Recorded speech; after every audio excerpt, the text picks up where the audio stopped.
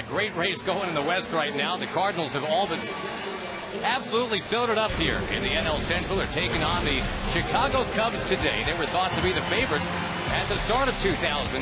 Here's our lineup brought to you by Taco Bell. Think outside the bun. Ryan Theriot, Kosuke Fukudome, Derek Lee. We'll talk a lot about Derek Lee today. He has been outstanding since the beginning of July. Aramis Ramirez and Michael Hofftower instead of Milton Bradley. Bradley a late scratch, just can't get right with that knee. Giovanni Soto, Jeff Baker, Bobby Scales, and the pitcher Ryan Dempster. And we will check out Chris Carpenter, who is, well, a Cy Young possibility in 2009. No doubt about it. Our sprint pitcher profile coming right here. Well, Chris Carpenter is a guy that just year in and year out you expect greatness from him, and he's got a fastball in the low to mid 90s, but he's got a Darryl Kyle curveball, the late great Darryl Kyle, one of the best curveballs in all the game. And he's also coming off his worst start of the year, his last start against the Braves, giving up 7 earned runs. So you know he wants to take the baseball. He's been waiting for 5 days to get the baseball again. And in my opinion, Josh, I think he is right now the front runner for the NL Cy Young this year. Well, I will be happy to debate you on that topic going forward. Thanks for that sprint pitcher profile. And now we invite you to reach for the perfect combination of flavor and refreshment, Budweiser, the great American lager. There is no doubt that Chris Carpenter is in the discussion. 16-4, 2.45 ERA. Are you so quick to dismiss Tim Lincecum? Well, it's not that I'm dismissing Tim Lincecum. He's having a fabulous year out in San Francisco, and he's also the reigning Cy Young Award winner. I just think at the end of the day, this kid has done more, and that is Chris Carpenter has done more for his ball club and their championship caliber than maybe even Tim Lincecum has done out in San Francisco. Ryan Theriot takes the first one up and in. That is Mark Carlson calling balls and strikes today. He's a Southside Chicago guy, Joliet, Illinois, matter of fact.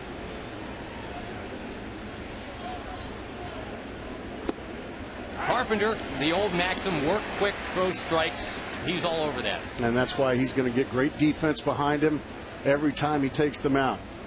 He rarely leaves the dirt of the mound. Just give me a sign and let me throw it. Got the highest career winning percentage in Cardinal history. And considering, Gracie, this team's been around for 118 years, that's saying something. He's won 74% of his decisions. And he finds the outside corner here, 2-2. And there you go, a mid-90s fastball at 95 miles an hour right on the outside corner. That's unhittable. That's the company he keeps. Fastball runs off the plate, according to Mr. Carlson. Tried to get Theriot to chase that pitch just off the corner that time. Theriot nice and patient, let it pass. Now it's a full count. And the walk to Theriot to begin the ball game. Let's introduce you to the Cardinals defense. Matt Holliday, who's been such an important piece of the puzzle since coming over from the Oakland A's. Mark DeRosa, same deal, coming from the American League. Yadier Molina's been the Iron Man catcher. Nobody's caught more innings than Yadier Molina in the majors this year.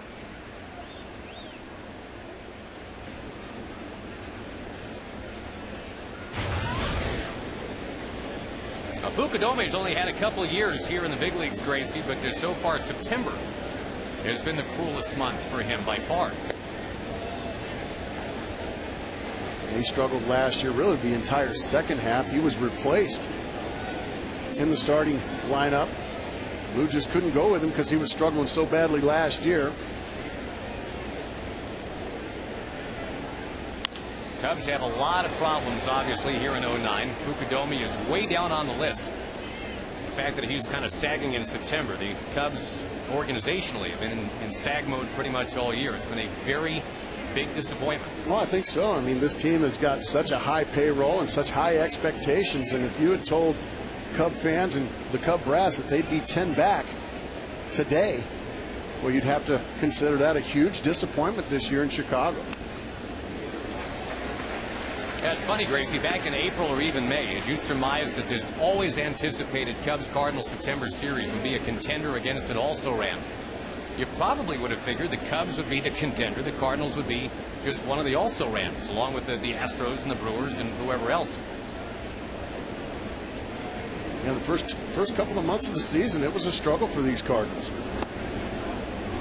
But certainly not anymore. Tony La Russa and his staff have really got these Cardinals playing championship baseball. And there's no way Tony La Russa is going to let this club go into cruise control mode. They're trying to get home field advantage throughout the National League playoffs. Breaking ball got it. And Chris Carpenter's last inning, that one that he had against the Atlanta Braves a few days ago, went so poorly. Probably a nice thing for him to be able to come on out and strike out Fukudome almost right away. Exactly. That was the Darryl Kyle type curveball right there. He brought it right back to the outside corner and just froze Fukudome.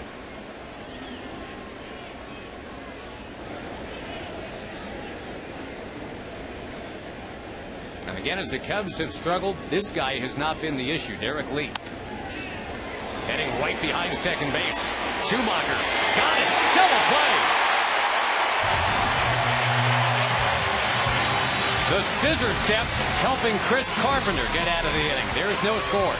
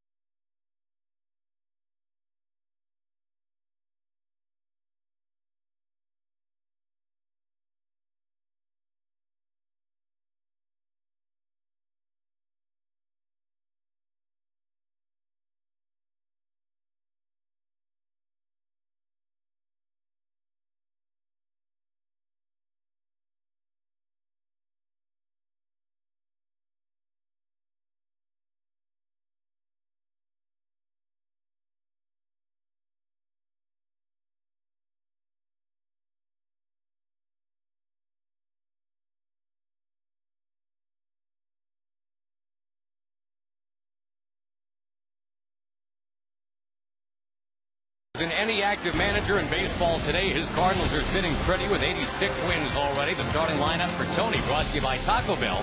Think outside the bunch. Schumacher, who just made that great play at second base.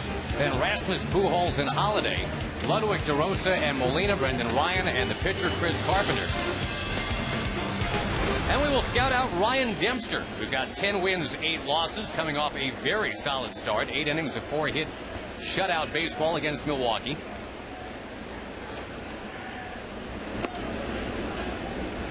Outstanding pitching matchup today with Carpenter going against Dempster. Let Mark Grace give you some more info on Dempster here. Our sprint pitcher profile for a 32-year-old right-hander. Well, Ryan Dempster's a guy that's got 3 good pitches, the fastball, the slider, and the changeup. See the control or chaos there as that was ripped down the right field line for extra base. Well, it's been a big first inning for Mr. Schumacher, huh? That beautifully turned double play. And now just a double instead of a double play. Well, Schumacher's been such a pleasant surprise for Tony La Russa. He gets a cut fastball, and he just rips it right by Derek Lee, having to play close to the plate because of the threat of the bunt with the speed of Schumacher, and he just rifles it down the right field line, and just like that, here come the Cardinals. All right, I don't want to leave you hanging, son. Control or chaos? Well, you've been watching Maxwell Smart? Well, you know what? That's a show I grew up with, and no, we're not going to break out 99 or 86 or Chief or Siegfried, but in order for Ryan Dempster to be Ryan Dempster, and that is the quality pitcher he is, he's got to have good control. He cannot walk people. If he walks people, it'll be like these Cub fans saw in the playoffs last year. He'll put a lot of people on base and give up the hits and have bad outings. That's the chaos. He's got to stay under control, throw strikes. If he does, he'll be just fine this afternoon. And would you believe win number 11 at that point? I like that. What was the other one? Sleight of hand. What's that? Sleight of hand? Well, he's an accomplished magician. Did you know that about Ryan Dempster? I do now. He is a fabulous magician. He can entertain all the players, or he can even come to your home if you want. Weddings and bar mitzvahs, too? Well, he's going to hold the ball here after grabbing it out of the air from Colby Rasmus, unable to move and skip Schumacher. The sleight of hand that I'm interested in, that little glove waggle that he does upon approach to the plate.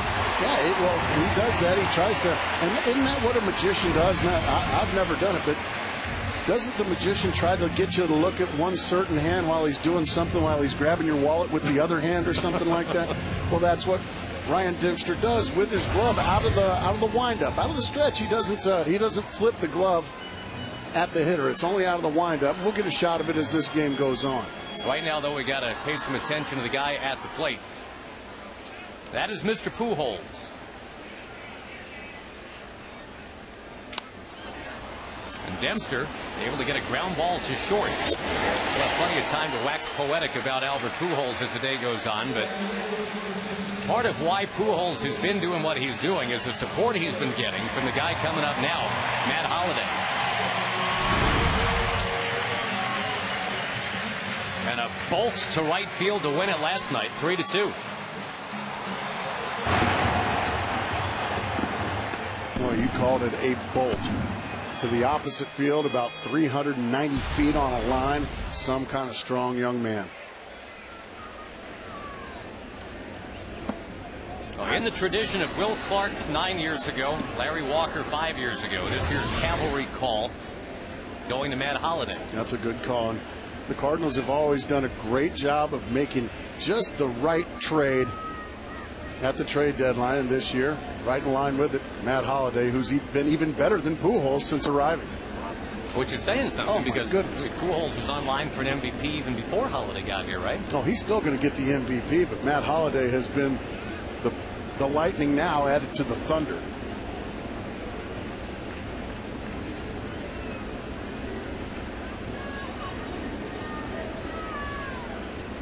And as you glance at those numbers that we just showed you on the screen, I think the salient point there is that what he's done here in St. Louis, it's taken him 190 at-bats to basically replicate what he had in 350 at-bats in Oakland.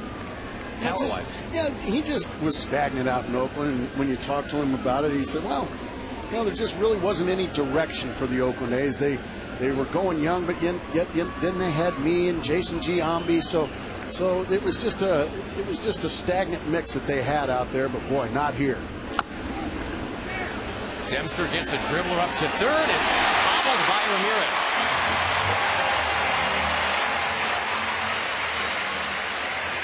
And scored a hit for Matt Holliday to bring up Ryan Ludwig.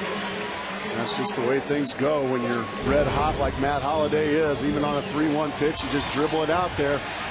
Do or die play there for Aramis Ramirez. He can't make the bare hand play. Don't know if he'd have been able to get him anyway. But an infield base hit, and now first and third here with 2 outs in the first for the Cardinals. Well, Dempster's a magic man, though, right? He can wiggle out of this.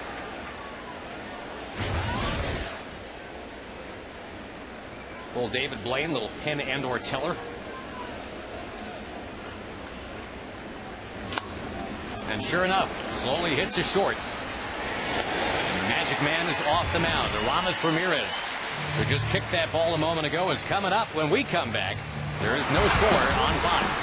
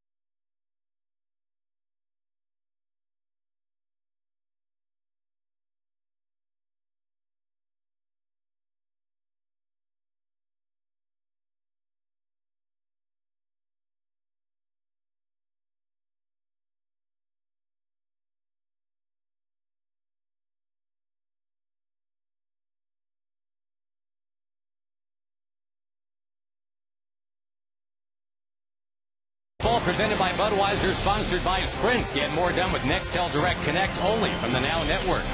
By Taco Bell, think outside the bun. And by the all-new Taurus from Ford. Drive one. Both the starting pitchers needed only 11 pitches to get through the first inning. Chris Carpenter matched against Ryan Dempster today. And Aramis Ramirez. Boy, the Cubs could have used a healthy Aramis Ramirez all year, huh, Mark? Well, you see what he's done when healthy. He's been terrific.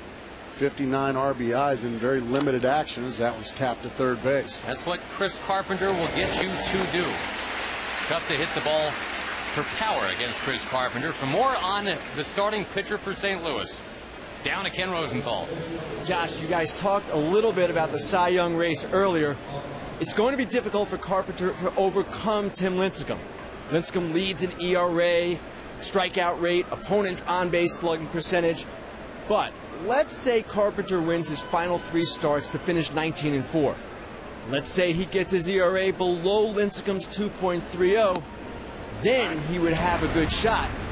In fact, he probably would be the front runner here, guys, if he hadn't missed more than a month earlier this season due to that left strain ribcage muscle that he had. Right now, he's about 35 innings behind Lincecum. That's about the equivalent of 4 9-inning games, and that's going to cost him some first-place votes. Hey, Kenny, we haven't mentioned Adam Wainwright. What do you think about him? He's right there too, Gracie, and you're right. We should mention him. But to me, his stats, while very, very good, are just a tick behind Carpenter and a tick behind Lincecum. You can see it right there. The ERA is a little higher, and some of the other stats as well. Micah Hoffpower in for the ailing Milton Bradley. Blasting away in right field, gets the base hit. We'll get back to Ken Rosenthal throughout the afternoon, the third member of our broadcast team. Well, Micah Hoffpower can hit. And you see right there just a good, pretty left-handed swing. He got him a fastball in the middle of the plate he could handle, and he just drilled it past Albert Pujols into right field for a base hit. You know, it's interesting, you guys were talking about Adam Wainwright. Obviously, he and Carpenter quite the 1-2 punch.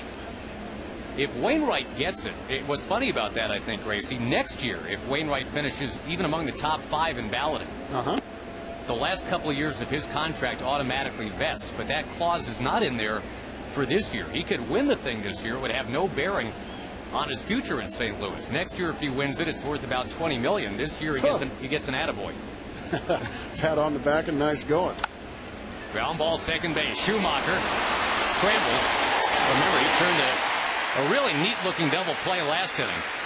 Unable to do so here, settling for the one out at first. Well, early in the game here, Josh, Schumacher already showing huge range to his right for a double play ball in the first. Now look at the range to the left. Keeping it out of right field, keeping a first and third situation at bay, and he gets the out on the sprawling save to his left. That's the guy who's been an outfielder until this year. And if you talk to Tony La Russa, he just beams about Skip Schumacher and the job he's done at second base. Cubs second baseman Jeff Baker, strike one.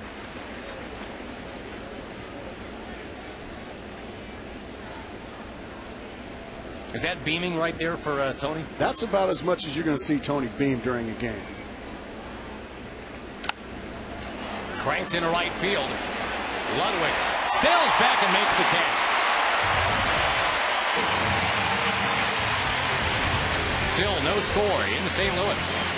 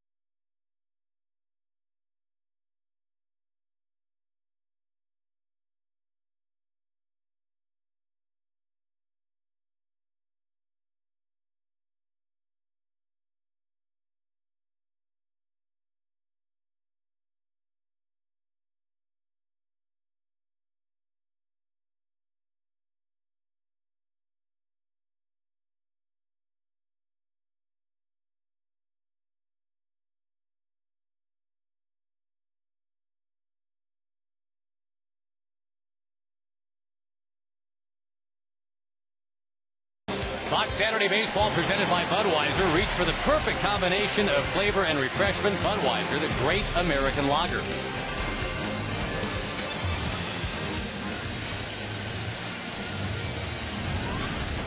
Mark DeRosa was a Cub. In fact, on this date last year, Gracie was having champagne poured over his head as the Cubs wrapped up the NL Central. Now he's a Cardinal, and the Cardinals are close to a champagne celebration themselves. Well, he just finds a way to help teams win baseball games. He did it with the Cubs last year, and the Cubs just didn't have room for him this year, so he found himself in Cleveland, and then eventually here as he pops it up. Derek Lee, first baseman, and a long line of terrific first basemen for the Chicago Cubs, makes the play. Why? Who else are you thinking of? Well, I'm thinking of, Leon Durham, Hesop Choi. Those guys come to mind, certainly. And somewhere in there is my partner, Mark Grace. Somewhere just below Hesop Choi.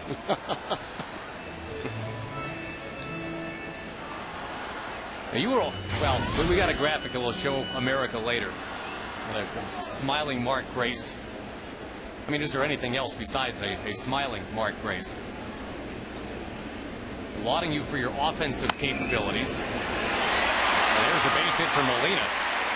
The defense, though, son, the defense. I saw a stat about you, and it actually ties you in with the great Albert Pujols, too. Single-season assists as a first baseman. Somewhere in between Bill Buckner and future Hall of Famer Albert Pujols. 180 of them. Well, that just means that instead of taking it myself, I just flipped it to the pitcher a lot. That's probably what that means, huh? Did Sutcliffe and Maddox tell you, give me the ball? I mean, well, Maddox, he was such a cat on the mound. You know, the ground ball would be a one hopper, and you'd look up, he's already on first base waiting for the ball, so you might as well just flip it to him.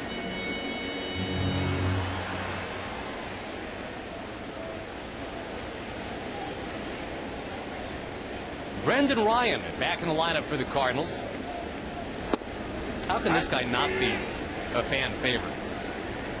He's got the Ron Burgundy Anchorman mustache going. How about it? I think you would look good in that mustache, Josh. I would humbly disagree with that assessment, but got the socks pulled way up high. He's got the eye black on. My kind of player right there. Stopped at third. Once again, Ramirez got a glove on it, but cannot make the play. That happened to him last inning, too, when Holiday hit one that way. Once again, it scored a base hit. Once again, Ramirez in for the possible bunt, a two-hopper, the in-between hop. He sprawls, knocks it down, but the good speed out of Brendan Ryan, no chance there. So Ramirez had a couple of tough plays. Neither of them go as errors, but they're plays that he'll tell you for the most part he'll make more than he doesn't.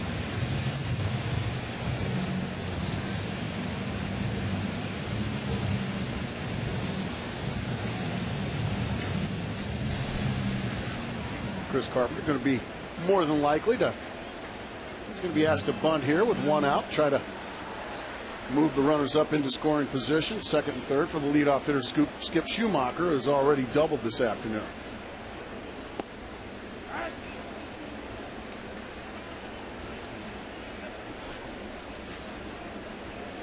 Carpenter, last time out, was shooting for a 12th win in a row, and instead he got clobbered. 6 2-out runs allowed in the third inning in that 9-2 loss to Atlanta.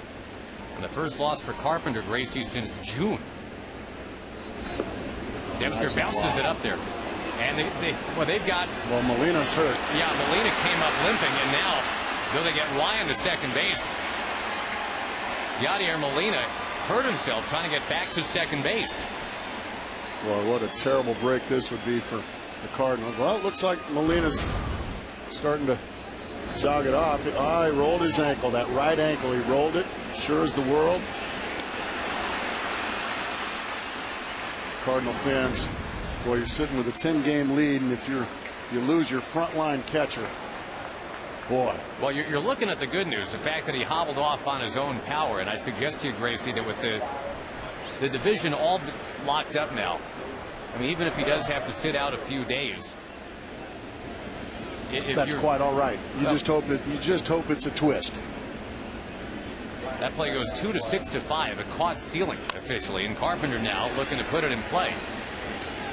He's going to have a new catcher, it would appear, when he's back out on the mound. We'll return to St. Louis after a word from your local Fox station.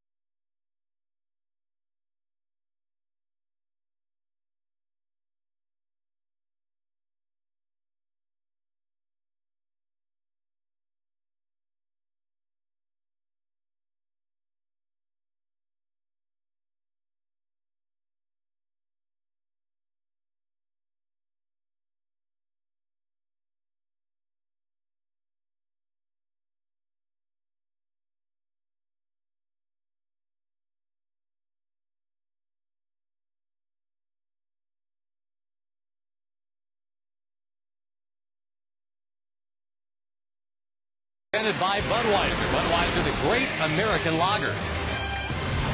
And Cardinal fans just let out a cheer after much consternation for a couple of minutes. Here is Yadier Molina staying in the game. He had rolled his ankle running the bases, limped off the field. But he's going to continue in this game with Chris Carpenter. Well, a huge sigh of relief for Cardinal fans everywhere. You see him base run. Whoop, well, he just got out over that right foot, twisted the ankle a little bit. It looked right there that, boy, that could have been dangerous, but he's all right. And he's a catcher. He's a tough kid. You know that, Josh. He's going to get out there and continue. Molina's been such an important part of what the Cardinals have put together the last couple of years. Everybody knows about the defense, but suddenly he's become a force with the bat as well. Exactly. He's the most well-rounded catcher in the National Leagues. That ball's drilled into right field for a base hit. That's Bobby Scales getting it done against Carpenter. And just as a quick aside, or I guess a reminder, what happened to Carpenter last time out, the third inning, everything just went up in smoke. Collapsed on him and gave up 6 runs, Josh, when 2 were out.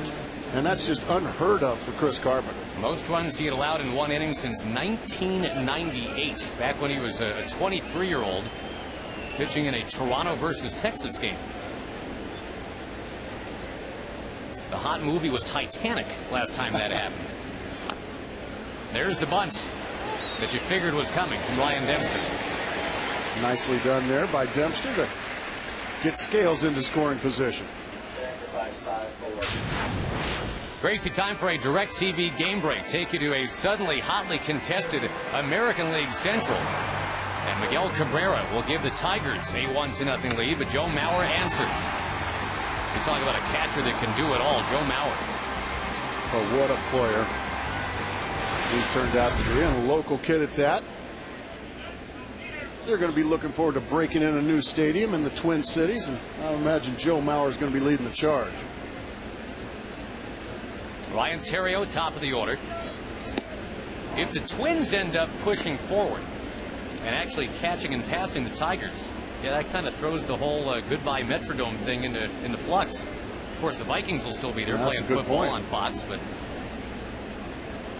Twins are set to head on out of there on October 4th. A wave and a miss by Theriot. Well, that's the cut fastball from Chris Carpenter. He's got a fastball around low to mid 90s that he can run in on the right-handed hitters, and then he's got that cut fastball that's a little less as far as velocity goes, but it darts away from him.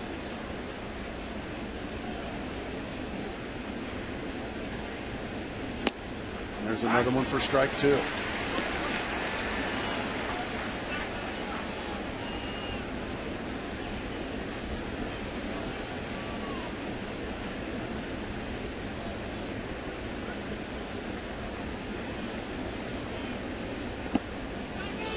Nice block there from Molina.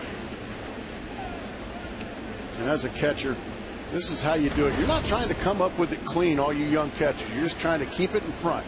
Look at how he just covers the 5-hole, to use a hockey term, which is between the legs, and he just lets it hit the chest protector and just deadens it right in front of him. That's as perfectly as you can execute a block.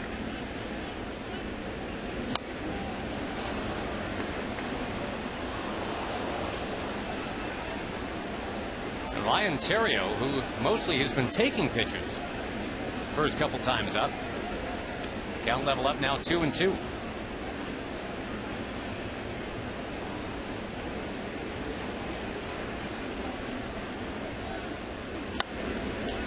Packed into the crowd. Another great crowd here in St. Louis. Well, you come to expect that. The sea of red here in Busch Stadium, with the occasional flare-up of blue when the Cubs are in town. Yeah, you'll hear the Cub fans, certainly. They'll drive the 5 hours down from Chicago. Cardinal fans happy to make that drive north too. Got him.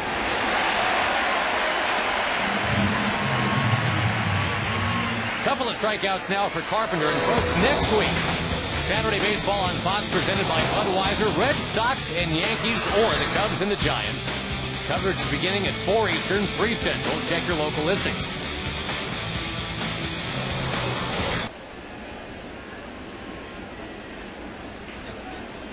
It is possible the Cardinals could have everything locked down by then. even the Yankees looking to get things taken care of in that American League East. The Red Sox starting to play some good ball, though. Suddenly they're to within 5 in the loss column of the New York Yankees.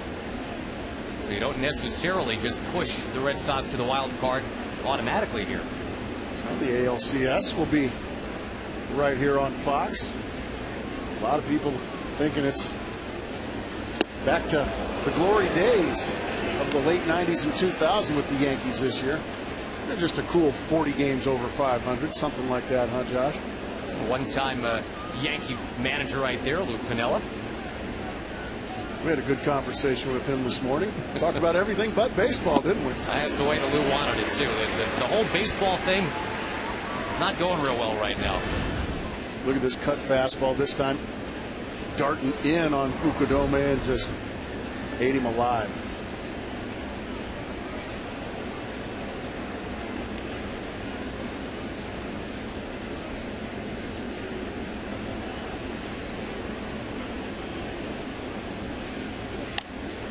On the ground, second base. Carpenter covers. Finds the bag, and that's the inning. Nice little pitcher's duel going. Carpenter and Dempster on Fox.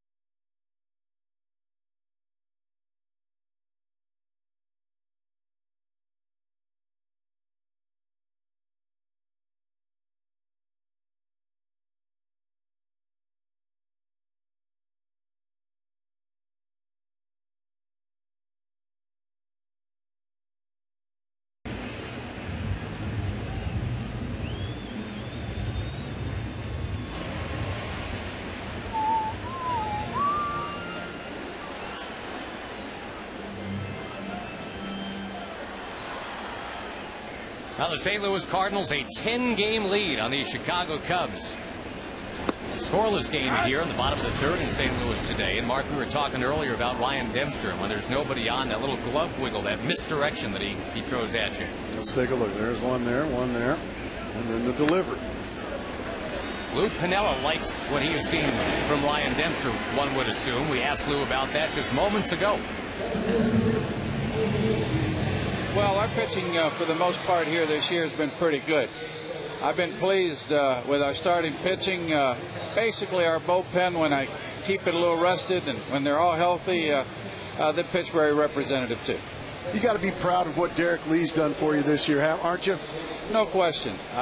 He started off slow. All of a sudden, he started to build.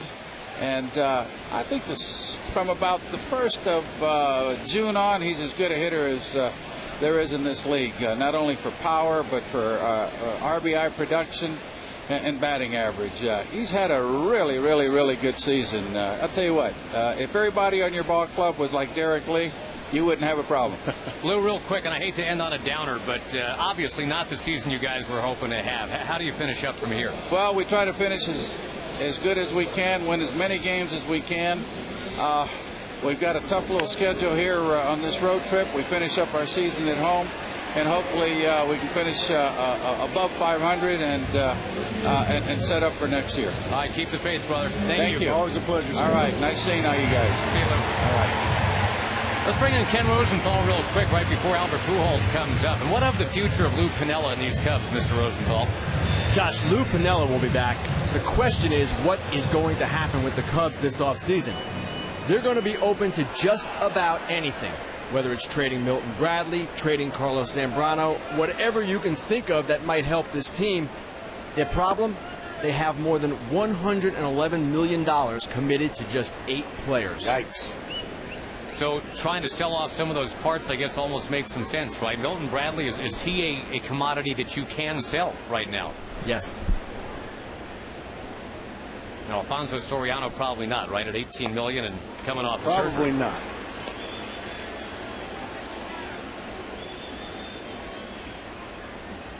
Is Milton Bradley just not a good fit in Chicago, Ken? Worked out at all. Obviously, to trade a guy like Bradley, Josh, they're going to have to take a guy with an inflated contract in return.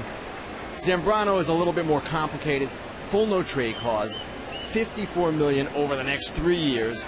But given that the free agent market is relatively thin for starting pitching, perhaps they could convince a team, hey, this guy's 28, he's still incredibly talented, let's make something happen. All right, Ken, thanks very much. And as the Cubs try to figure out what to do about some of their higher-priced players, this guy at the plate here for St. Louis, he's not going anywhere. No. And that's ball 4 up and in. Going to first base. Yeah, and you know, there's anymore. You're rarely going to see, Josh, you know, guys that you would just call, you know, lifetime Cardinals or lifetime Cubs. You know, Albert Pujols, in my opinion, you know, unless something drastic happens, he's going to be a Cardinal his entire career. But I think the days of Derek Jeter and Chipper Jones, guys like that, the superstars that stay in one spot Biggio, for their Bagwell. Yes, I think those days are slowly but surely going to come to an end. Now, why, I don't know, but it just seems like that's just the way it is. Holiday, a wave and a miss. Oh, he's a fairly good example. I mean, yeah. he's a guy that had he stayed in Denver forever and ever, they would have probably made a statue at some point. Sure, a guy that put up MVP type numbers every single year for the Colorado Rockies, yet he was moved. And, well, to the Rockies' credit, they're still playing awfully good baseball even without Matt Holliday. Well, they sure are. Jim Tracy's done a great job.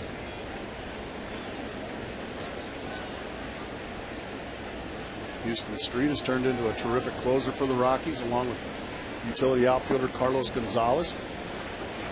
And then the good news for Matt Holliday is now he finds himself wearing the Cardinal red and going to win most likely going to win a Central Championship.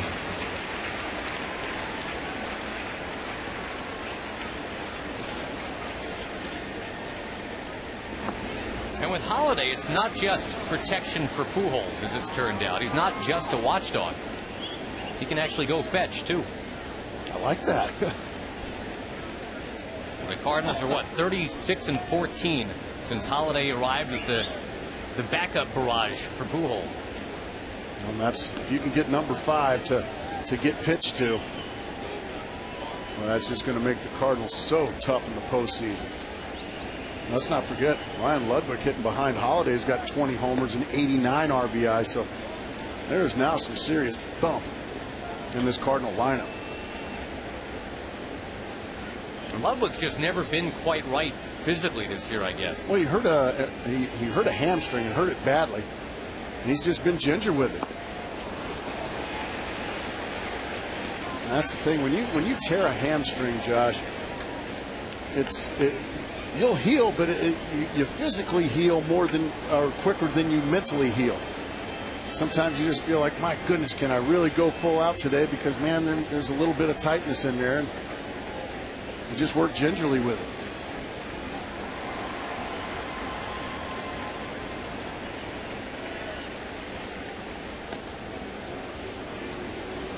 We were talking to Ludwig before the game, and he pretty much said as much, that you start to compensate with other parts of your body just to make sure that the hamstring doesn't blow out on you again. That ball tugged foul by Holiday.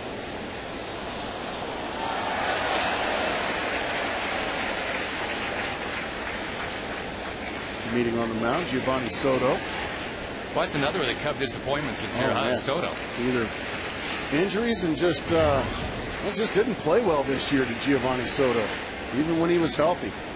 The numbers just haven't been there after a fabulous campaign last year. Again, it's been just kind of get in line with that. Soto, Soriano, Bradley. Disappointing seasons. Cue shot on a busted bat. What a pitch. Wow. Goodness. Dempster is matching Carpenter at the end of 3.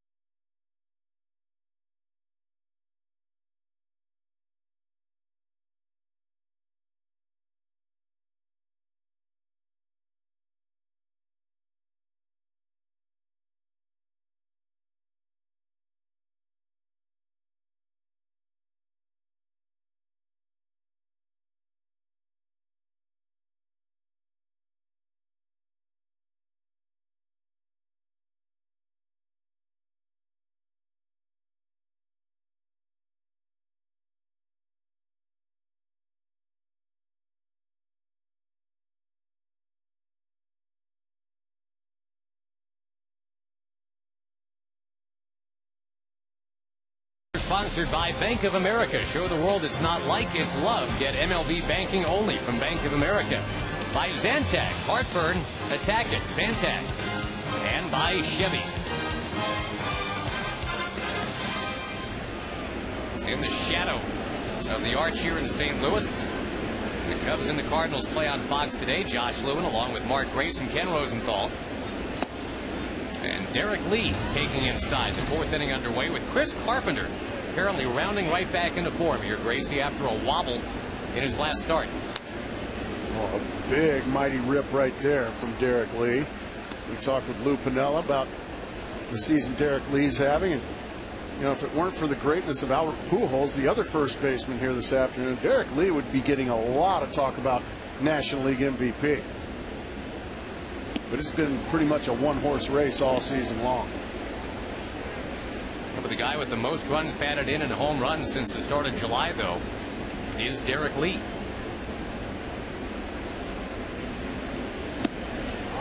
Carpenter going for the outside corner, didn't get it. Velocity's fine, 96.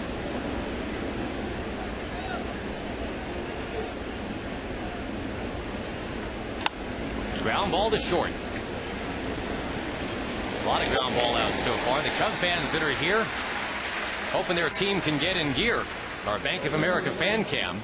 And the Cub fans always do seem to make their way down. If you want to show the world it's not like it's love, get MLB banking only from Bank of America.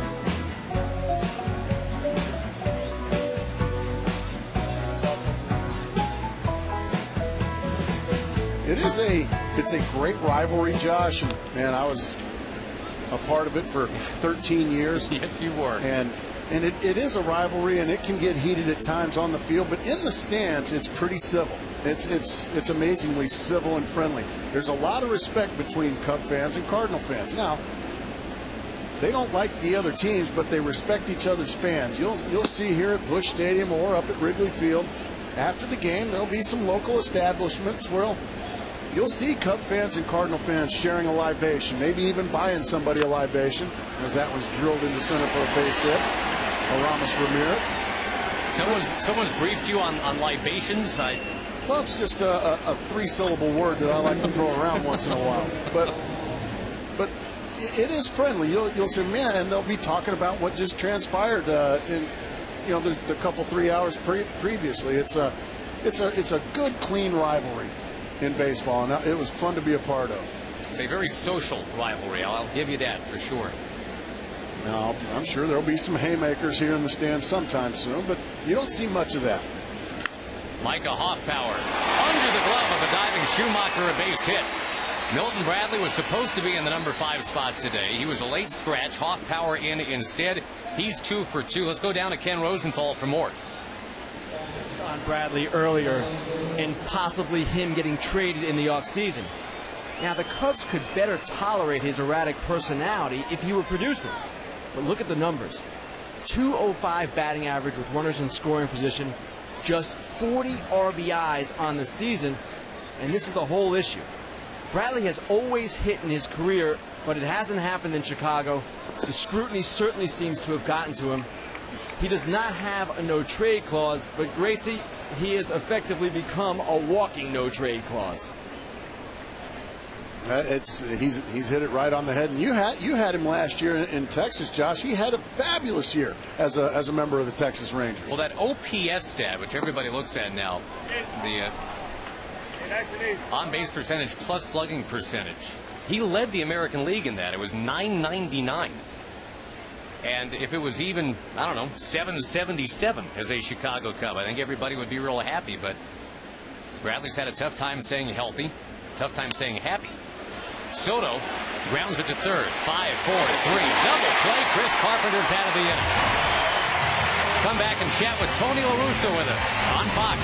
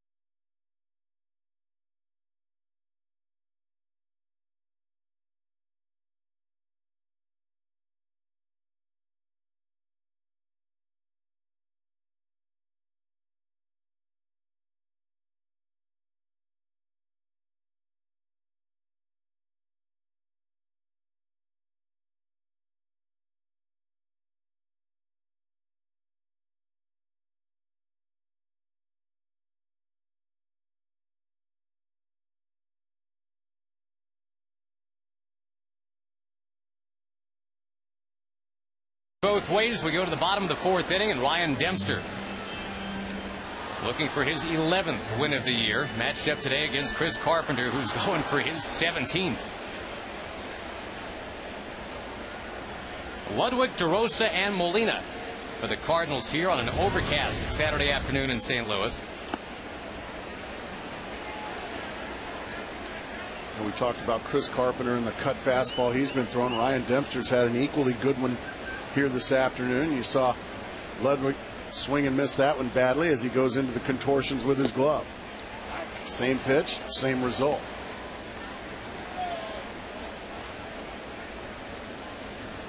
Would you like that, Josh, when with a pitcher flipping his glove at you like that? That would be distracting, wouldn't it? So as a hitter, what do you do? I mean, obviously you're not supposed to be a part of any misdirection. You're supposed to be able to just zero in on the task at hand, but how easy is that to do? Well, when I was facing Dempster, he didn't do that. He's only come up with that the last couple of years, but you know, it's like a magician. He's trying to get you to look at something while something's going on in another spot.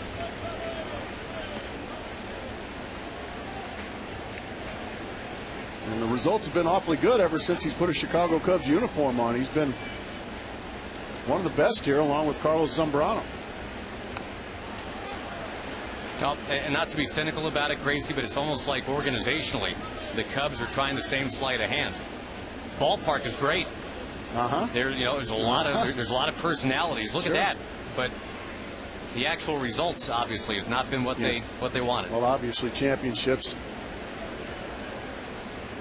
still nowhere to be found.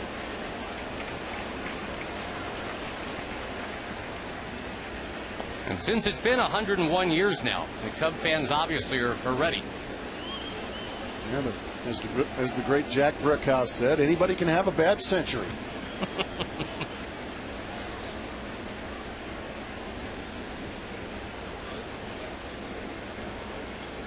2-2 to Ludwig. And Dempster with the finishing touch.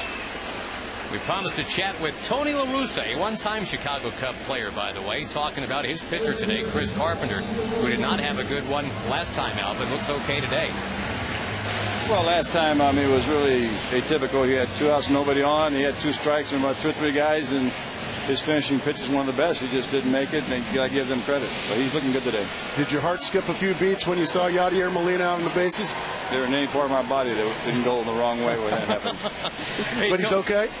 Yeah, he just he felt a little twist in his knee, but you know, we're asked to be honest, and he's a very smart guy. He knows it's a stake, and he's good.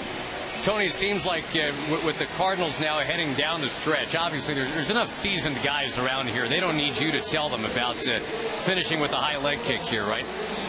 Well, you know, it's really simple. If you take the lap assignment, then you got to compete to the best of your ability. I mean, you don't want to get distracted if you're behind, you're ahead. That way you can maintain your edge. So we got a group of guys that are going to maintain their edge. Sure seems that way. Tony, thank you. Continued success to you. Thank you. Good luck, Skipper. All right, thanks. No way the Cardinals want to be on cruise control heading into the playoffs, as you said earlier, Gracie. Recently, the teams with runaway division leads have not performed well in October at all. I think the Angels were the best example last year. Right. They won that AL West by 21 games and got wiped out by Boston in 4 days. Quickly.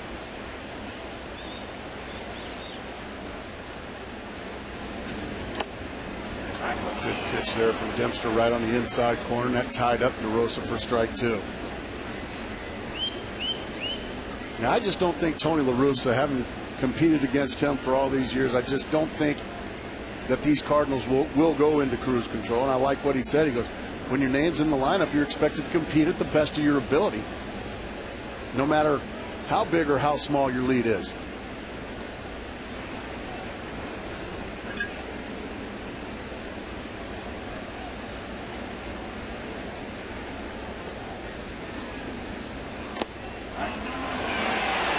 Call the third strike to Mark DeRosa.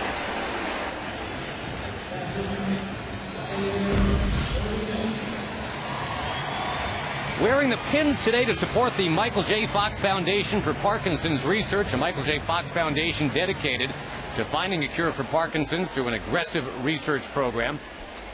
To learn more, please visit michaeljfox.org.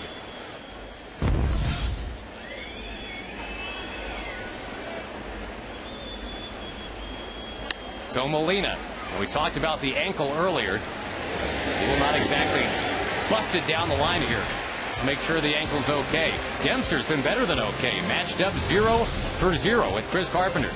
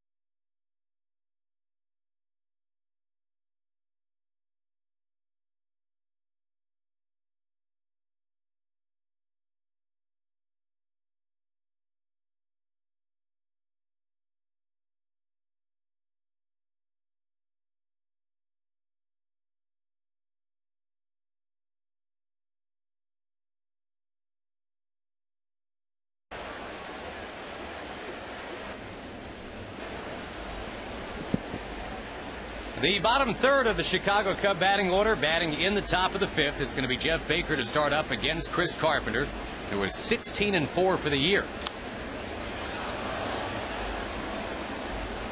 That includes 10-0 against the NL Central. Well, that's how you build big leads in your division. Have guys like Chris Carpenter just go perfect against it. But don't tell that to Jeff Baker. No. Pitch should have hung a little bit, and Baker with a base hit in the left center field. Let's bring back Ken Rosenthal. Josh, we've seen Skip Schumacher today make a series of outstanding plays, turning a double play, knocking down a ball going to his left. Well, he is one of the Cardinals' great success stories this season. Here's a guy that they converted from an outfielder to a second baseman. He told me that during spring training he could not sleep at night.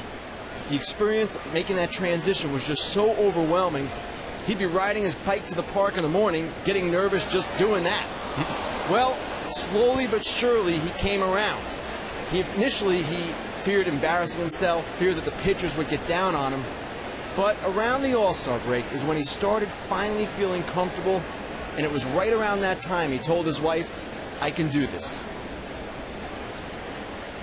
Pretty amazing stuff.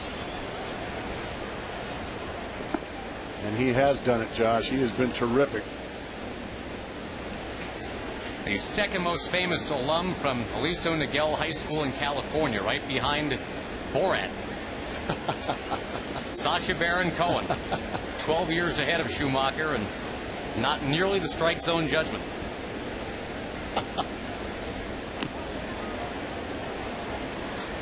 But, you know, you look at the Cardinals, and they have a series of, I guess, what you could call success stories. Guys that have been turned into a little bit more than you thought they might be. That's a great example right there. A great example. That one's inside to Bobby Scales. Rick Ankiel went from one of the hottest pitchers in all of baseball to, well, one of the better hitting outfielder, struggling a bit this year. Adam Wainwright came from the Braves, and he's turned into a star here in St. Louis. Base hit Bobby Scales, the bottom of the order, coming through for the Cubs. Well, Bobby Scales is 2 for 2. That's the guy that, boy, speaking of finding a way to achieve 1,000 games in the minor leagues before he got his shot. Well, with Chris Carpenter, you don't get too many pitches in the middle of the plate, and when you do, you've got to take full advantage. As you said, what a great story Bobby Scales in, and he just rifles his second base hit of the game into right field. As Tony La Russa goes out there to chat it up with everybody, the catcher, Molina, all the infielders. So, quick reminder, tomorrow on Fox NFL Sunday, our guys will tell you about the inspiration that's driving the Eagles' defense this year. Plus, after a rough start against the Packers, can Jay Cutler bounce back for the Bears? It's all on the Ford Drive 1 Fox NFL Sunday pregame show tomorrow at noon Eastern, 9 a.m. Pacific.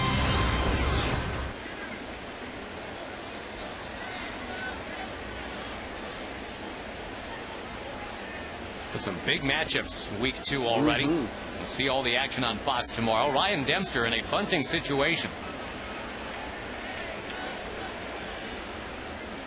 Whoa, goodness. So after a visit from Tony La Russa, there's a bow tie for Ryan Dempster. Wow, goodness gracious. Almost knocked the O in Chicago right off his chest. That will get your attention.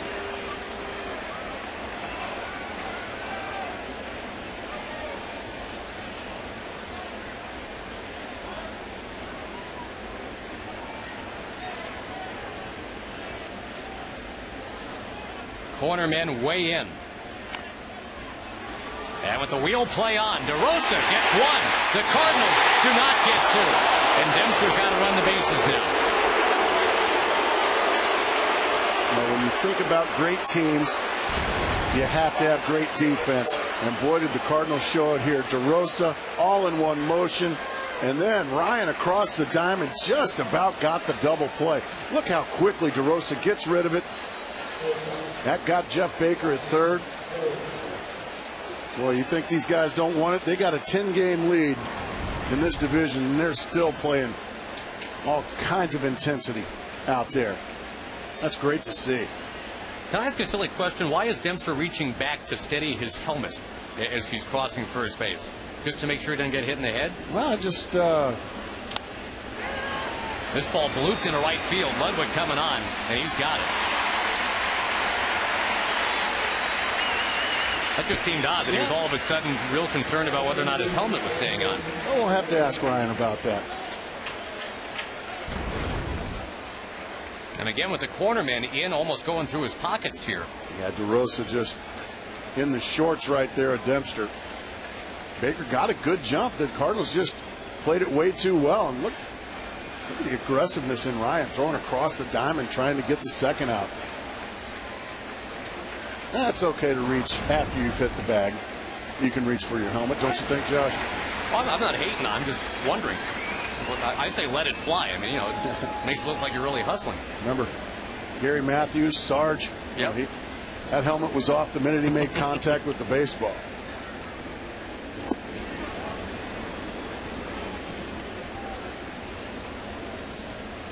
One and one to Fukudome. The Cardinals and the Cubs in the 5th inning here, no score. Chop to first. And that is a foul ball. That'll be breaking news to the fans here who just wildly applauded it. Well, let's take a look at what Todd Tichenor, the first base umpire, saw as that ball's chopped. Yep, foul ball. The second base umpire, by the way, a college teammate of yours, right? Yes, Kerwin Danley. He's out there near second base. There he is. He's a good San Diego State Aztec. I call it the Harvard of the West. Ooh, Carpenter trying to squeak it onto that outside edge. What kind of player was Kerwin Danley? Kerwin was a terrific outfielder. He was an All-American, and somehow, some way, did not get drafted.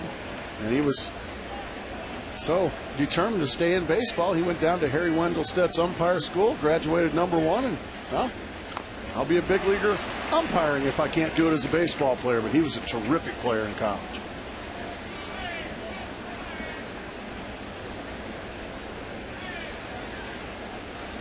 Mention Mark Carlson at the plate today. He's been doing a nice job.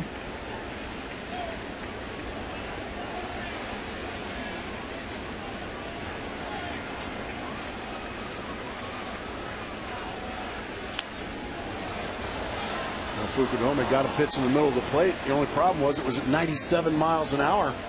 He had a good rip at it, but he fouled it back. That's as fast as Carpenter's tuned it up all day.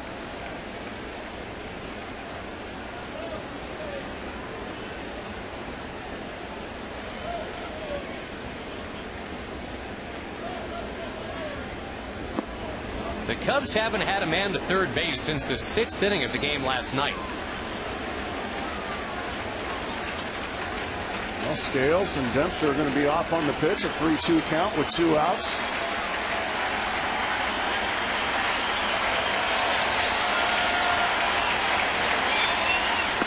He walked him. Derek Lee is coming up. We mentioned the football tomorrow. Fox NFL Sunday, Drew Brees and the Saints on to Philly to take on the Eagles. Brett Favre leads the Vikings against the Lions. There's a lot of great action tomorrow. It all starts with America's #1 pregame show at noon Eastern, 9 a.m. Pacific. Check local listings for the game and start time in your area.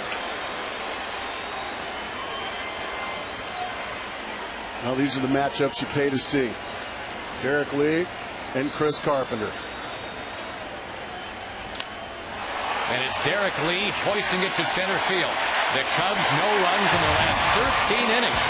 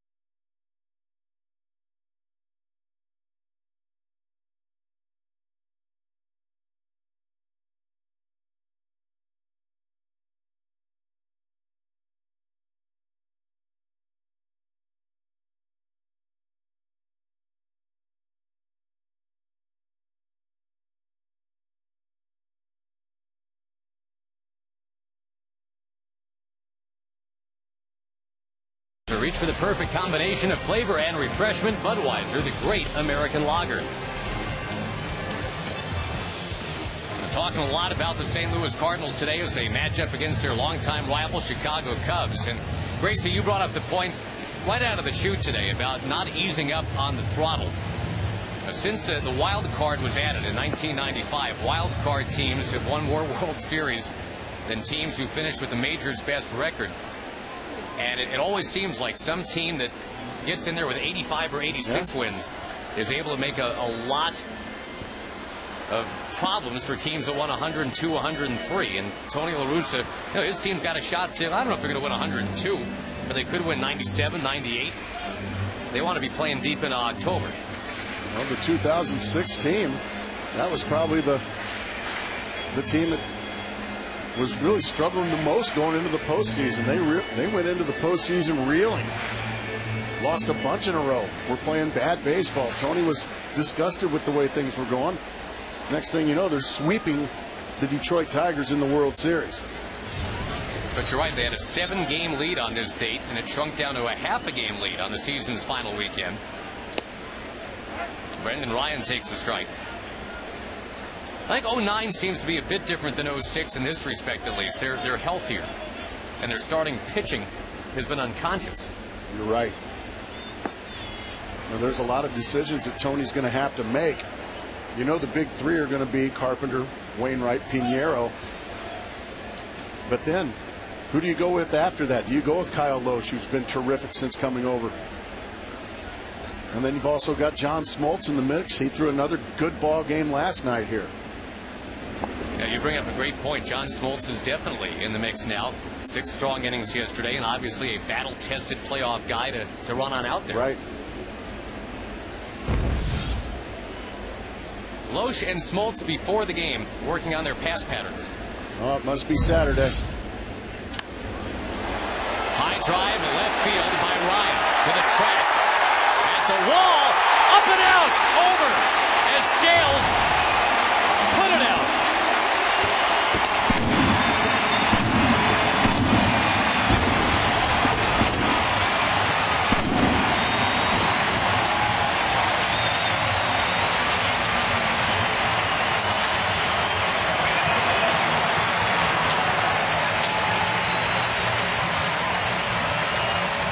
Fastball in, and Brendan Ryan gets enough of it to send Bobby Scales all the way back, and he can't come up with it. Not only does he not come up with it, Josh, but out of the ballpark it goes. That's kind of the tale of the season for both these teams this year, Josh. You got to love the effort, but Brendan Ryan will certainly take it.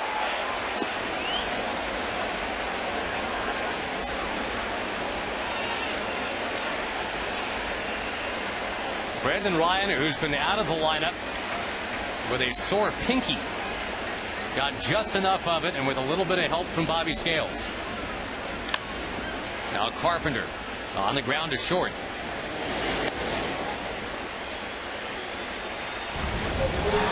Scales, the wall, and out. Can't believe it. You know, this kid's played over 1,000 games in the minor leagues. He gives you that kind of effort. But at the end of the day, it's 1-0 St. Louis.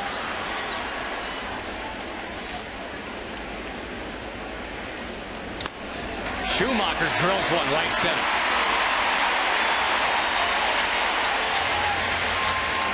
So Ryan Dempster was cruising along just fine, and he got that up and in treatment from Chris Carpenter. Then eventually had to run the bases. I don't know if any of that has anything to do with what's happening right now, but you got the run on the board and a solid base hit by Schumacher. You know, anytime your pitcher runs the bases, you think about that. But you see right there, that's a play that Scales is going to make more often than not. You see he's just disgusted with the way things went. But yeah, that's part of what you have to think about as a manager in the National League when you've got a pitcher out there running the bases, running around on 3-2 counts. Will they be sharp when they have to go back out and take them out? And so far, the answer has been no for Ryan Dempster. Well, the Cubs, of course, have had to use a lot of different left fielders, with Soriano done for the year. 6 different left fielders since Soriano's gone out. That ball jackhammered foul by Colby Rasmus. In a perfect world, Scales, if he's going to play, probably is not going to be playing left field in the first place. But I mean, obviously he's a great athlete. He'll go wherever. And a heck of a try on that ball, but off his glove, over the wall, and gone. Well, it wasn't quite Canseco-esque. But the bottom line is he turned what would have been a double into a home run. Jose famously had one hit him right in the head and bounce on out to Cleveland. And got laughed at by David Hulse from right field. Well, I think that's worthy of that, don't you? Hulse going, dude, that thing hit you right in the head. Jose's like, yeah, I know. He was the epitome of DH, wasn't he? But not MMA, as we have found out. Mixed martial arts. I think he'll think again before he goes in the ring on that.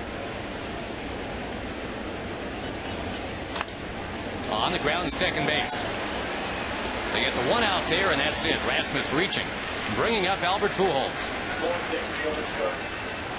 The Hyundai in-game box score for the Cardinals, introducing the all-new 306 horsepower rear-wheel drive Hyundai Genesis Coupe.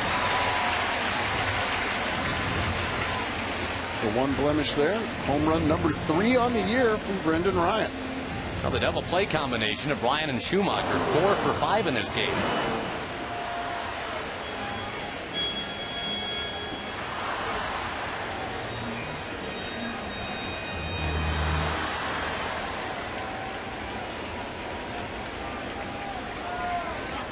Nine straight seasons now of the 300 batting average at 30 homers and 100 runs batted in for Pujols. Only Lou Gehrig has ever done all that.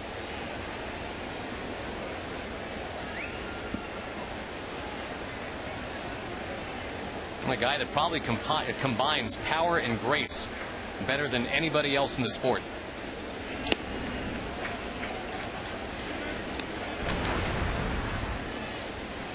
Pretty amazing. When you talk about, you know, the finesse that he has, he's a Gold Glove caliber defender. He can steal you a base every now and then. He runs the bases as good as anybody in the game. He doesn't have the greatest speed, but he runs them wisely.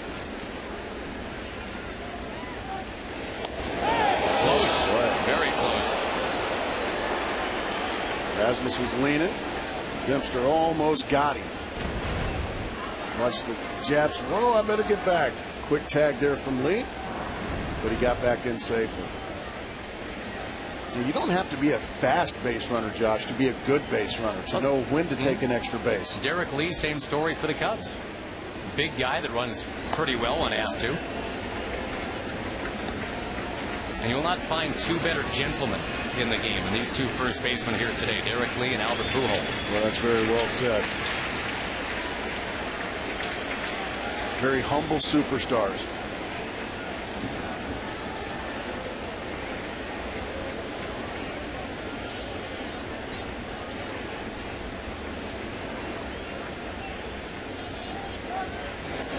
And Derek Lee, just big and polite. You're right, a gentle giant. He's got the voice of the guy doing the nightly network news. You got a guy like that in Arizona, Tony Clark.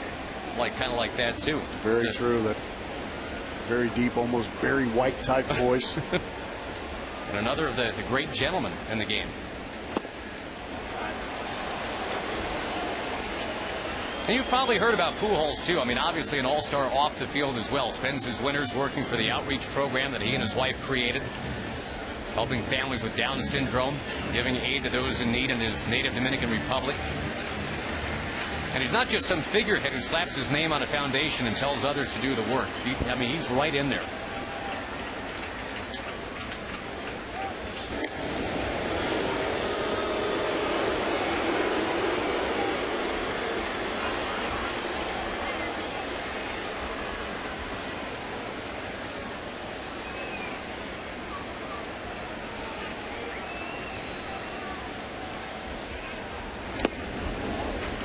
Dempster missing to a guy who's already walked 107 times this year. That's the most in the National League. Yeah, Ryan Dempster's no fool. He understands that if I make a pitch in the middle of the plate, this guy's going to lose it. So if he's going to swing, he's going to have to swing at something either on a corner or just off of it. You're going to come back inside on 3-1. High chopper, third base. And that's the inning. But the Brendan Ryan home run off the glove of Bobby Scales has made it 1-0 St. Louis at the end of 5.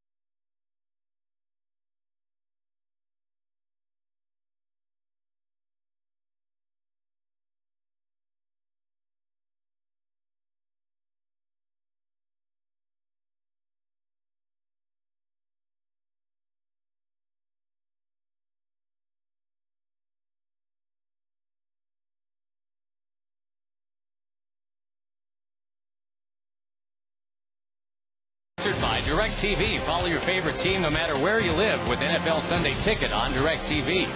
By KFC. Now get the great taste of new Kentucky grilled chicken on the KFC Ultimate Value menu. And by Sears. Sears, life well spent.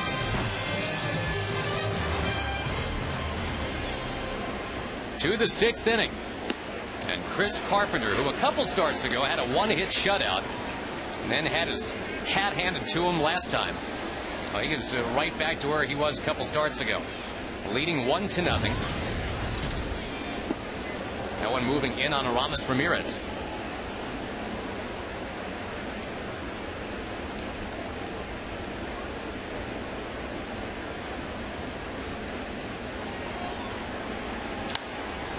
Off the end of the bat and towards right it goes for Ryan Ludwig. We go to Ken Rosenthal. Josh, we talked earlier about Brendan Ryan's sore pinky. Not only has it caused him physical discomfort, but it's also caused him emotional trauma. Because of that pinky, he is unable to use the glove that he has used ever since his first professional season in 2004. It's this old ratty-looking thing that he just loves. Even when it had a tear in it earlier this season, you saw it there, he kept going to it. But now, because of that pinky, he has to use his backup glove, and he's not all that happy about it. I think that older glove that you showed there, Kenny, more personifies what Ryan's all about. That ball popped to DeRosa. You know how they say dog owners kind of start to look like their dogs and vice versa? Oh, he's starting to look like his glove, isn't he? Now, how long did you stay with a glove over the years? I usually went through one a year. So you weren't attached to one to the point where you had to go with Brendan Ryan? No, not at all. But if you know Brendan the way we know Brendan, you know, it's not surprising at all that he might be a little bit emotionally distraught about that. He is certainly a personality. He's a lot of fun to be around.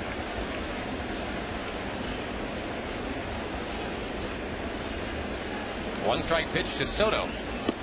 Make it 1-1.